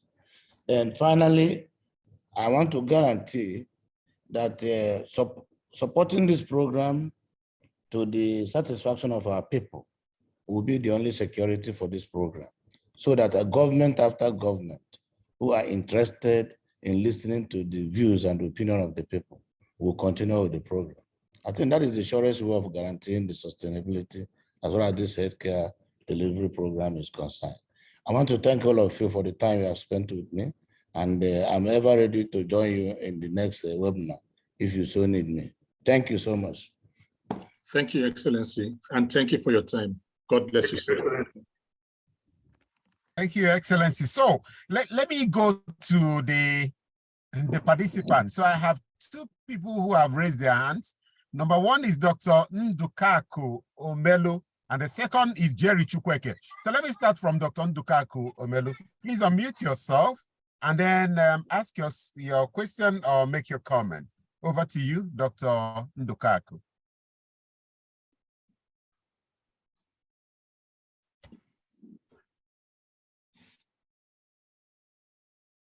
Okay, so I think he's still getting ready. Let me go to Jerry Chukwueke. Jerry, please. Can you hear me? Hello? Okay, yes, we can hear Dr. Ndukaku right now. Go ahead, Dr. Miller, go ahead. Okay, thank you guys so much. I'm really appreciate this work, Dr. Ewelike and the team. You know, you just always make us proud here in diaspora by the schemes of insurance you're doing here. But I have a question, and the question I have is particularly the health mentality in Africa and in Nigeria. We always, our people, not us professionals, but most people thinking you need health insurance for sickness. I think we have to also change the mindset of people that healthcare insurance is not for sick people. It's also for healthy people, because if we start selling it that way, that the healthy people need to keep going and get this health insurance to attend their routine care, meaning annual checkup. You don't have to be sick to use this health insurance. And in that sense, that will also delay onset of chronic conditions or adverse health outcome. And also that can also delay the cost, overall cost of being diagnosed for diseases. So my question is, does this health insurance scheme cover preventative care? Because prevention is primary. And in addition to that, does it cover dental health? Because dental health is also part of your health, and also optometry care. That's also the question I have. And sustainability, I don't have to ask the question because a lot of people already asked the question. All right, thank you very much. So we've got your comments and then the question on optometry.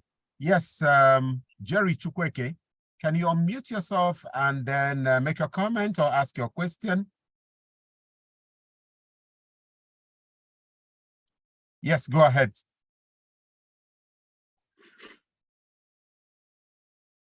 Okay. Can you hear me? Yes, we can, you hear me now? Okay, yes, good. we can hear you right away, right now, yes. Just, I'm going to be real brief, and I'm only drawing my experience from a private sector standpoint because I'm a director of Salus Trust HMO. And I'm hoping that just a few questions or comments I have will help strengthen the program, given my experience from a viewpoint of risk management and sustainability. So my first question is, or comment, is the healthcare coverage limited to just the one level of 15,000 naira per enrollee? Or would there be in the future, if not now, higher levels of coverage because there may be some limit in terms of expenditure per enrollee? I'm just trying to see where your own structure is. That's one.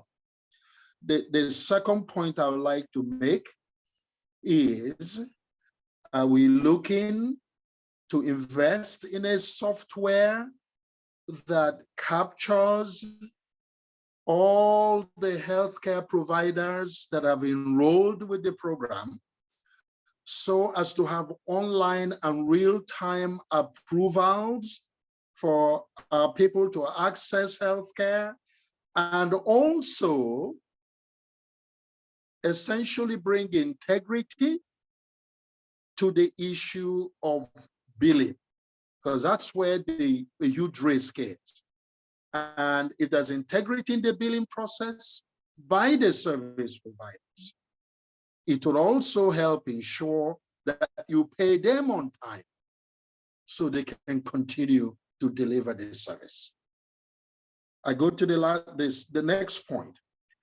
The 4 blocks that you talked about in Imo, would you consider, and is it not better, to look at the issue of your population clusters in terms of opportunity rather than the number of local governments? Because you want to focus on your catchment or area of dominant influence. Where your people are the most is where you need to focus so you get more people enrolled. And then finally, wow. Finally, I think that last one has been covered with regards to the issue of enrollees having mandatory medical checkups once a year. So you'll catch these issues on time and it can help the sustainability and efficiency. And then your 305 wards in Imo State with primary health care, I can tell you that you need to do a bit more work because some of them are not functional. In my own local government, the last check, some of them were even vandalized and all the bit of equipment already installed stolen because there was no security structure to protect. I thank you all very much. Those are my comments. All right, thank you. You've actually raised a number of points. I'm sure Dr. Ewelike and Dr. Success and Dr. Bathy will take care of them. But so let's go to a few more persons. I have Alexander Iwu, and after Alexander Iwu, I have Nemeka N.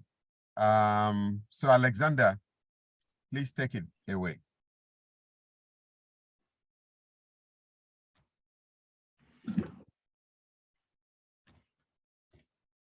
Okay, are we able to have Alexander? Okay, so if we're not able to have Alexander immediately, Nemeka N.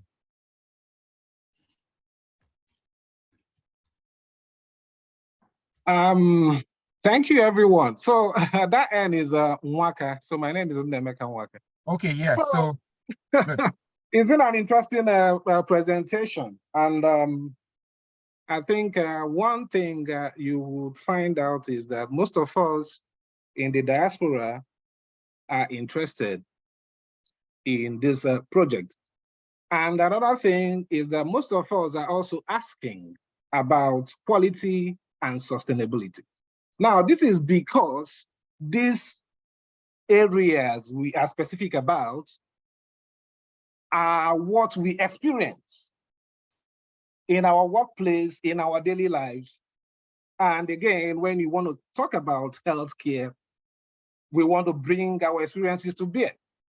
So the last speaker talked about integrity, because it is integrity that will ensure that stakeholders have buy-in into the program. Now, how do you ensure integrity? That's one thing that is necessary, and that's why we are always talking about quality. So there are various ways to show up this quality. One is communication, right? Tell people, show evidence, not anecdotal, which means it must have to be generalizable, which means that the body, like when you come to healthcare services, there are professionals in healthcare services, which means that they would also look at what you have and give a pass mark on it, which means that we apply acceptable standards. One of those standards is defining systems and structures. Like when you talk about integrity, claims is one of those things. How do you capture it? How do you show it? How do you match it to services? Then you're now talking about technology. How does technology come in? Electronic health records. So what I'm trying to, say all these points is that there is a need. There is a need for the health agency to sit down and probably define these quality parameters. State them clearly.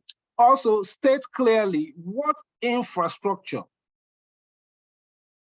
is needed in each facility. Like when you talk about services in each facility, especially in the primary healthcare center, do they have laboratories? Do they have lab technicians that do these tests? When they say malaria is treated, is it really malaria? Okay, So, okay, Chief. So I think we need to give ourselves 1 minute each when we come up, so that we can also give others opportunities to speak within the limited time we have. So if you may round up, that would be yes. So I'll just round up. The area where I think the diaspora will help the health agency is not only in providing funds, it's also in ensuring that there is technical and experiential support. Thank you so much. Excellent. So thanks a lot, Dr. Ewelike and the Honorable Commissioners. I hope you are taking notes. We have quite a good number of brothers and sisters who are making very serious commitments to provide support. So let me go lastly to Dr. Emeka Ezenwugo. And after Dr. Emeka Ezenwugo, then we come back to respond to some of the issues that have been raised. Dr. Emeka Ezenwugo, I'll give you 1 minute. Thank you very much. I'm not even from Imo State, but I wouldn't go on. Yeah, I just want to commend you. It's a very laudable gesture. And we're all looking at Imo because there's a potential to upscale this to the entire Southeast if it works. A lot of my comments have already been covered by previous speakers, but I wanted to perhaps ask you to throw a little light on your financing, your funding model. The premium, I understand, is quite small, even by Nigerian standards, I will imagine. But how do we sustain that? And the funding pool beyond the general tax, what else do you intend to do in terms of expanding that? Because your base at this stage is really, really small. And I'm just wondering, moving into the future, how does it stand? Thank you. Okay, thank you very much. So let's go ahead and take the responses. And then perhaps if we have time, we can come back. But it looks like I have just one more hand. And hoping that will be the last for this session. Issa Jida Mohammed. Please, Issa Jida Mohammed, 1 minute, so that we now go to responses and wrap up the session. Issa Jida Mohammed. Yes, please go ahead. Thank you very much. Do you copy me? Can you hear me? Sure, we yes, do. We can. Thank you very much. Like the last speaker, I am not from Imo State. I am from Borno State, a classmate to the Honorable Commissioner for Health. I'm here as an observer. I'm a World Bank specialist for community engagement to the Northeast Development Commission. I'm a public health specialist. I've worked for 15 years in health systems. I would like to commend this whole beautiful dance. Congratulations to Imo State. And I love the engagement from the diasporas.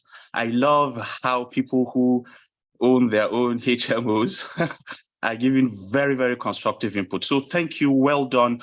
We are watching you in the Northeast, recovering from all these conflicts. And it's great that you guys are doing this in the face of your own conflict, which we hope will be resolved soon. We're watching from the NEDC. We're watching from the Northeast. Good luck. Imo State may lead the way towards UHC. Thank you, WHO. Thank you, everybody. Success. Thank you. We are proud of you. Thank you, everybody. Thank you, sir. Thank you. Oh, great. Thanks, Issa. Thanks all the friends and brothers and sisters and well-wishers of Imo State. Yeah, we are glad we were having this event today. So let me start. I don't know whom I'm starting with. Is it Dr. Ewelike or Dr. Success or Dr. Bathy? Who is going first? So you've heard the issues. I want you to take care of them one after the other very briefly. Okay, thank you, Dr. Francis. One of the basic things raised was from the man I call Uncle Jerry Chukwueke. He talked about the renovations that had gone on in the 305 primary health centers, vandalization, non-availability of security agents. Now, the truth of the matter is that for whatever the government puts in your locality, you must own it. It is yours. So we are all stakeholders in this business of health. The community, the government, and even you as an individual. So if we renovate your primary health center, the onus is on all of us to make sure that we secure what is in there. That is one. Secondly, it is also nice that this has come up. I am going to take my time to pay a visit to that primary health center and other health centers that might be having similar issues for us to know what to do. We need to have community participation in everything we do. And that is why when we engage the World Development Committees, it is for us to have community engagement in every aspect of our work, especially with primary health care and primary health services in Nigeria. So we will keep engaging and doing our best to make sure that we protect what the government is using the taxpayers' money to do for us. For quality of care, we've already talked about that. We will keep going on with our monitoring, and we look forward to having the technical support. You know, when we talk about support, most people think it's just financial support. Technical support, everything that can support us to make sure that we sustain this quality of healthcare that must be given to all residents of Imo State. So thank you so very much for your contributions and for your questions, and we look forward to more of this engagement and engaging the diasporans the more. Thank you. God bless you.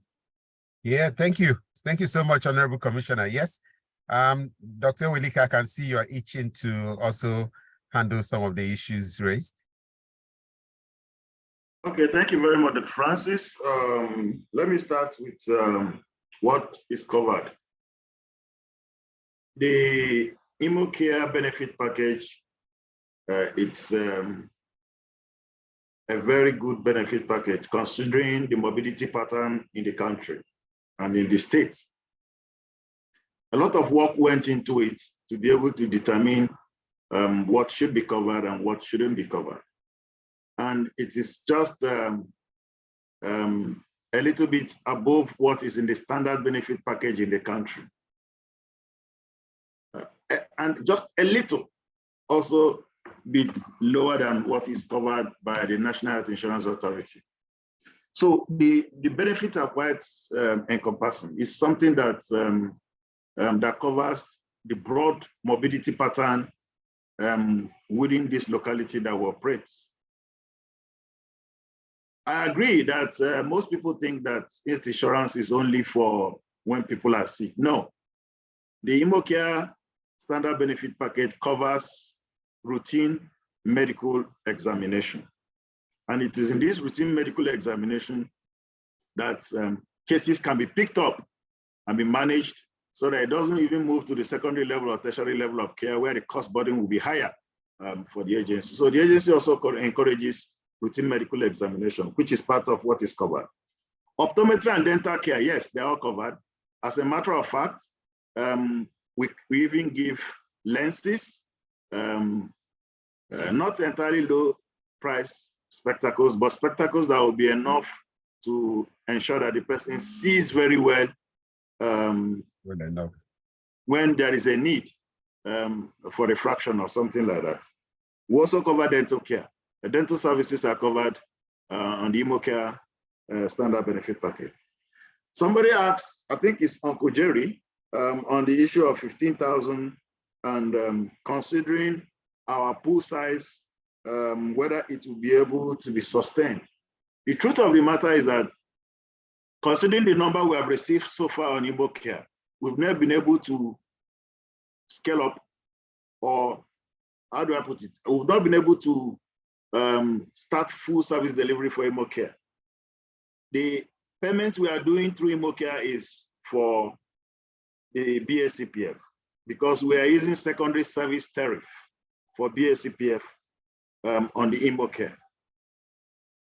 We hope that after this webinar and with the level of enrollment we're expecting to come up as we unveil the Imo Care completely, we'll have more enrollment that will enable us to sustain payments and shocks.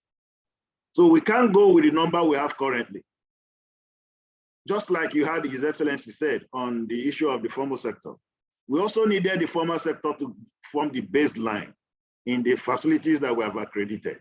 So we have designated these facilities and we have also assigned lives to them.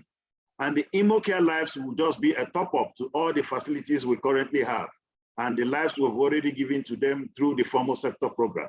So we'll just be adding lives on what we already have in the formal sector program. That's what we are going to do.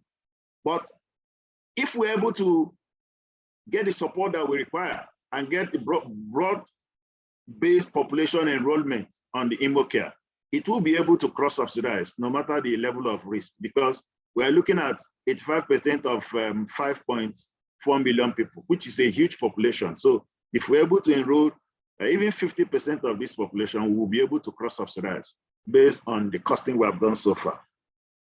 On the billing, yes, one of the things we did at the agency is to rejig our provider payment mechanisms. We pay through two major payment mechanisms. We are not using third party for payment or billing.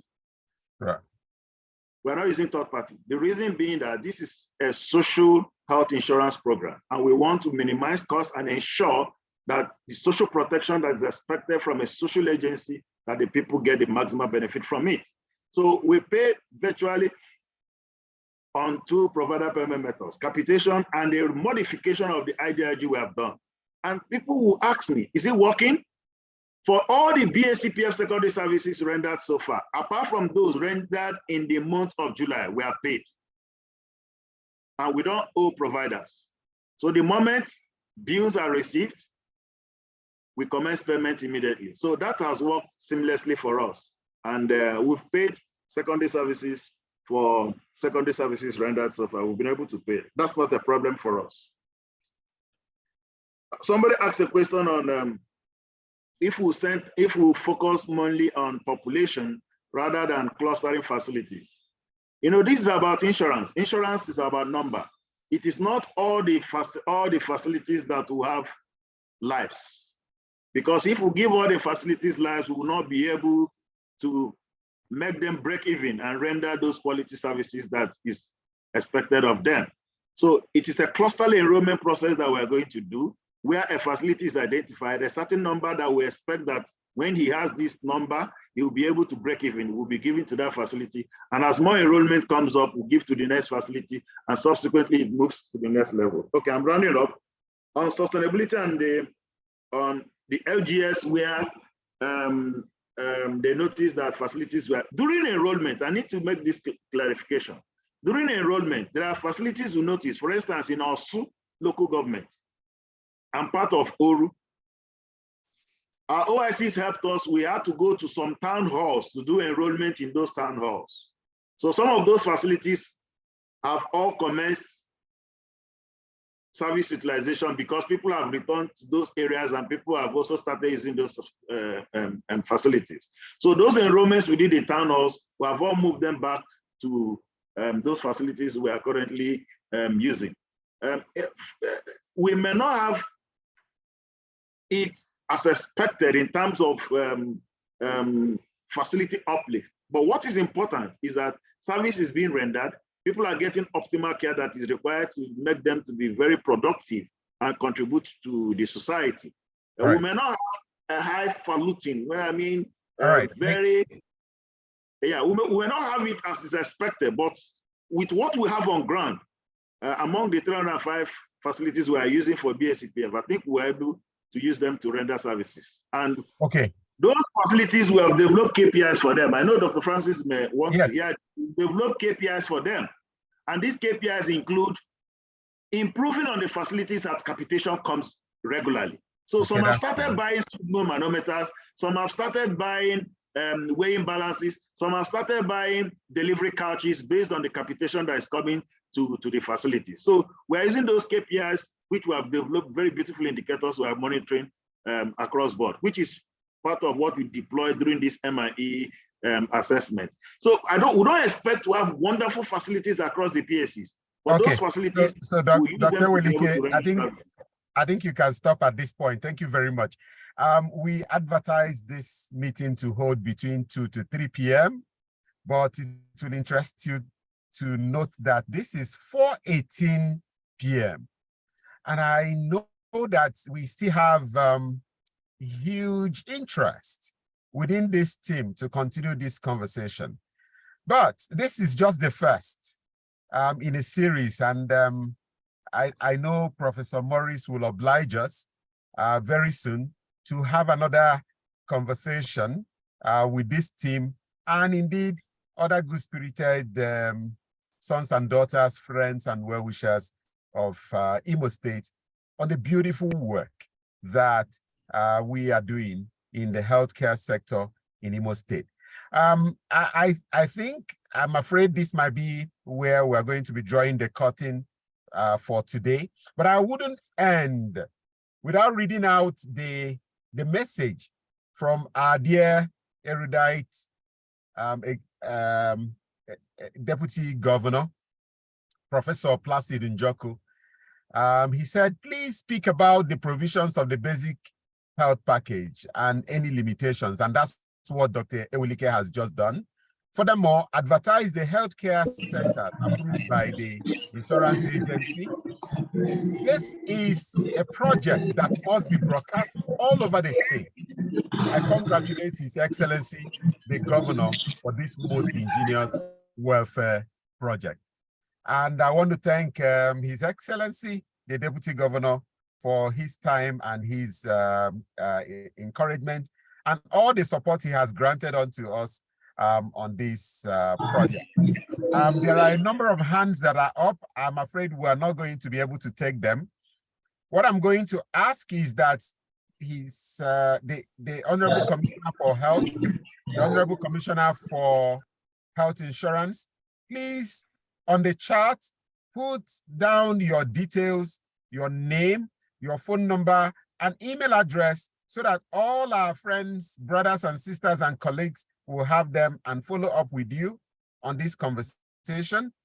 There are other questions that we haven't been able to answer. Please go ahead and answer them as we go on. Most importantly is that we would need as much as possible to get the commitment of everyone that is here and others that we may reach in terms of covering most of our people who are yet to be covered, especially those who are in the informal sector using Imo Care.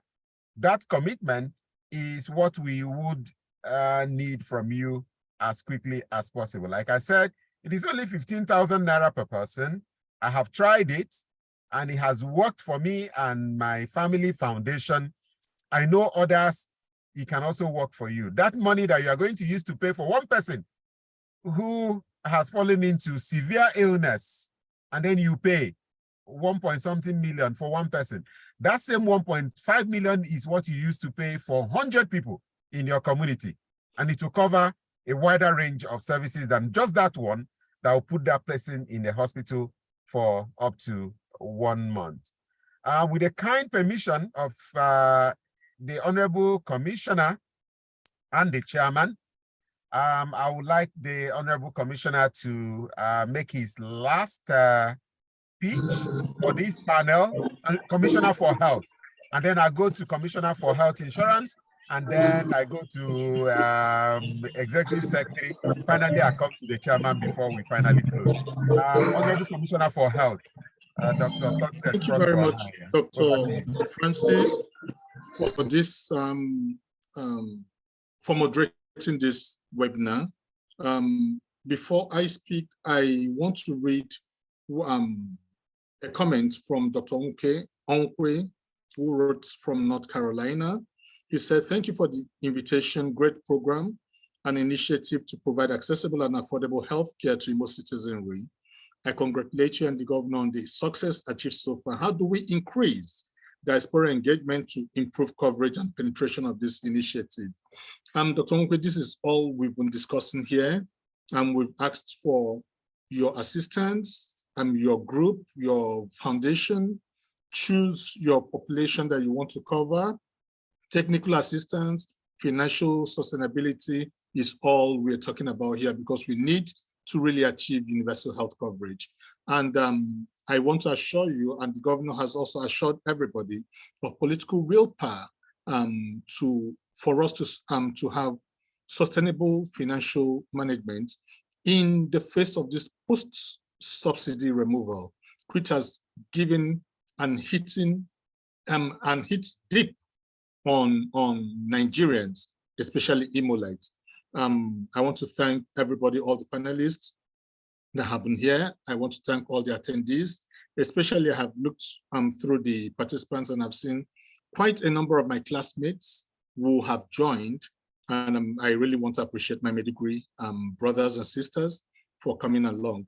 And to my chairman, who is ever ready to always be there for us in the health sector, You know, without you, we can't go anywhere in the health sector. We'll keep rallying, running to you and tapping from your wealth of experience. Thank you, everybody, for attending. God bless you all. Yeah, thank you very much, Honorable Commissioner for Health, Dr. Sir Success, Prosper Ohayagha. So let me go to Honorable Dr. Bathy Okorochukwu, who is the Honorable Commissioner for Health Insurance in Imo State, for your parting words, sir, and thanks for all your support.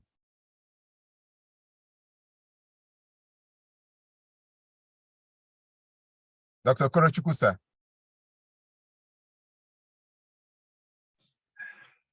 Thank you, Francis, for moderating this program. I want to start by, seriously apologizing for the network issues I have.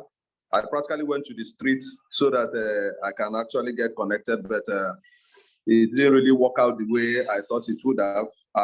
In fact, I almost practically missed out most of this, and I was coming in and off. So I want to thank you for actually moderating this. I also want to thank the Commissioner for Health for standing in and also doing much of the needful. The Executive Secretary, who have, since he has come on board, has been very, in fact, he's a workaholic and has also helped in projecting most of what we've done in the ministry. We've provided enabling environments so as to also make things work out well. I want to thank our dear father, Professor Maurice Iwu, who has ever been there, both his guidance, his advice in terms of seeing that health insurance in Imo State stand the test of time. Because we know the importance of this to most of our people, especially to the pregnant women who have massively benefited from this program since its inception, and we know that many of them will also still benefit. For most of our friends that have joined this webinar, we want to thank all of you for being here. The Permanent Secretary, Ministry of Health, also KJ, also thank you for also standing in here. Next time, surely I will, in fact, I have to get about 4 or 5 sets so that everything will go smoothly. Thank you so much for your efforts. Thank you. Thanks a lot, Honorable Commissioner, and thanks for all the efforts. So let me go to Dr. Ewelike, and very quickly, Dr. Ewelike, your parting shots, and before we go to our chairman. Well, thank you very much, Dr. Francis, for the opportunity. Well, first, let me thank Professor Maurice Iwu for this initiative. The support you've given us so far, I'm sure we will not be able to pay you, but I'm sure history will be very kind to you. And the support you've given to the agency to ensure that more especially the vulnerable population have access to care, and the bulk of Imo people can have access to care without selling the last property they have. This is something that is worthy of celebrating. To my honorable commissioners who have been very helpful and supportive, I want to thank you all for the opportunity. My staff, the wonderful team I have at IMSHA, who are currently doing the magic in the last 6 months. I appreciate you all for the work you've done. To whom much is given, much is expected. I tell them, if we've done 66,003 in 6 months, all support given, and by the grace of God, our target is in the next 2 years or thereabout, we'll do at least 25% of the population in the state. Be it as it may, and we also continue to ask God to give us the grace and enablement to continue to do the work. Thank you very much, and God bless you. Thank you very much, Dr. Ewelike. You can say that again. I want to see that the next time we are going to run an analysis in Imo State on out-of-pocket expenditure, it would have come down significantly. And I'm sure if you are able to cover all the population that you have mentioned, we should be able to get down the out-of-pocket expenditure in Imo State up to 25 to 30%. And that's what we want to see in the next 2 years. Finally, I have the honor and privilege to invite our own father and mentor and the chair of this webinar to present his closing remarks. And again, let me use the opportunity to ask him for an opportunity to have this very frequently. I do not know how frequently you would want us to have this, but you can see that with the quality of engagement and interest that this has aroused among our brothers, sisters, friends, and well-wishers all over the world, that this is something that needs to be done very frequently. So I would need you to make a commitment while you are saying your closing remarks as to how frequently you feel we want to have this. I wouldn't mind if we have this monthly, but I don't know what you think about it. Over to you, Professor Maurice Iwu. Thank you, Dr. Francis, and thanks the commissioners, and thanks to the audience. I'm really impressed and humbled that 2 hours going and people are still online and that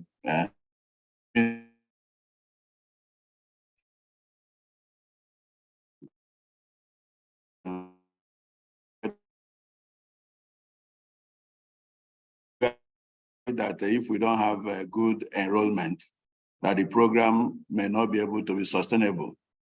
So everything now depends on us. It can be done and it should be done. We can do it, and that is the key thing. There is no need if you have all the money on earth and people close to you are suffering in areas that you can help. And more so, what it takes to be able to help them is not that much. The small group that I lead, the IEDI, is based on that understanding that individually we may not be able to carry the load, but if we come together as private sector people, we'll be able to do a lot to help our people. On the question that have been raised over and over about our ability to sustain this effort, that's exactly why we are here. If we take it away from the prism of government alone and combine with government, even when governments come and go, we make sure that we'll be able to sustain this whole effort.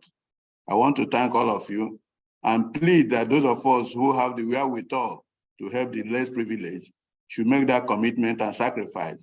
It just only costs you a little more than what you can spend in one meal to be able to help these people, so that the people can really buy into it.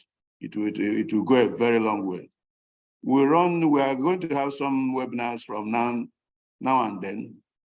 The areas that make people go poor, if they can't feed themselves, if they cannot be able to pay, if they are sick, and I think those areas are being addressed. We have the IEDI has some other projects. For example, we are so much concerned about the fact that the economic development in our place seems to be totally elite-based. Yet we have a whole lot of artisan people who can be able to help us in terms of the informal sector. So we'll be able to see how we can tap on them, be able to aggregate all we have, and be able to move forward. The frequency for this second, if there's going to be a second webinar on this particular issue, depends on the professionals. I'm looking up to you, Dr. Francis, Dr. Prosper, Dr. Uchenna, and then the Commissioner for Health Insurance. If you want us to have another one, whenever you are ready, all we are doing is just only hosting it. And then we'll be able to call the friends together and say, let us make it wider. But I also want to ask the agency to please take this message to the rural areas. If you have the recording of this particular webinar, let us have it broadcasted all over the media so that people who are not able to link in now can listen to it at their own leisure. I think you have a good story here to tell the world. And I'm glad that some other Nigerians who are not necessarily from Imo State found it interesting to join us. I thank you for your patience in joining us when we are discussing many more issues. And I thank everybody who has played a role. I don't want to forget the Nestle company, the consultants. We are happy that we chose you to be our host. You have done a marvelous job. I thank you, Sylvia, for doing a very wonderful job. And the moderator, you are an Imolite, but we are borrowing you for now from WHO. And then I also want to tell those in the diaspora that we're having what we call the Imo Health Care Network.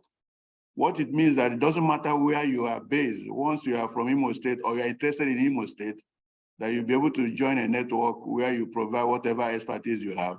And I want you to please take the ownership of this initiative.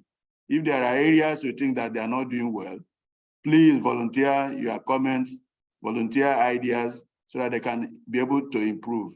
The country is very hard now to live in. So those of you who are lucky to be in the diaspora, you can be able to help us by giving us at least your ideas so that we can do better than we are doing now.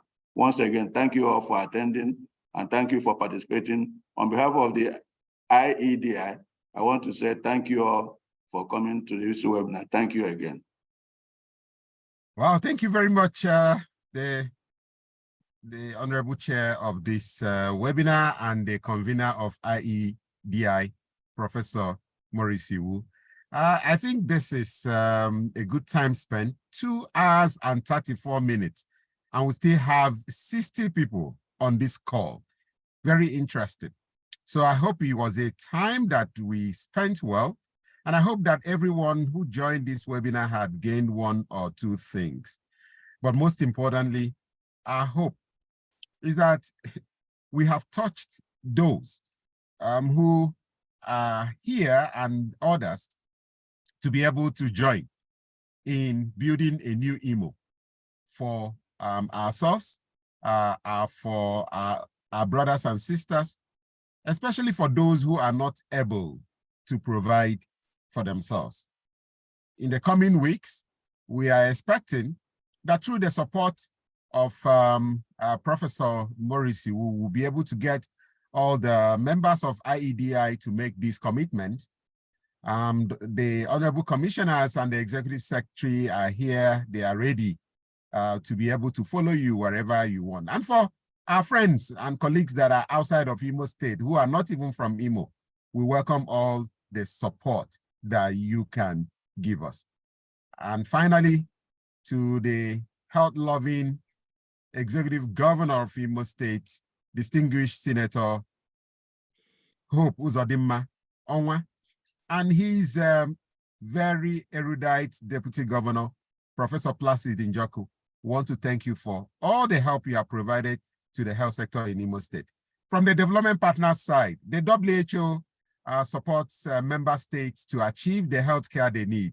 All we do is to provide technical support at the point you need us, and we are here anytime to provide that support. Thank you so much, and have the best of the rest of this weekend. May God continue to bless us. May God continue to bless Imo State. May God continue to bless Nigeria. Thank you, and bye. Over and out. Thank you. Thank you. Thank you.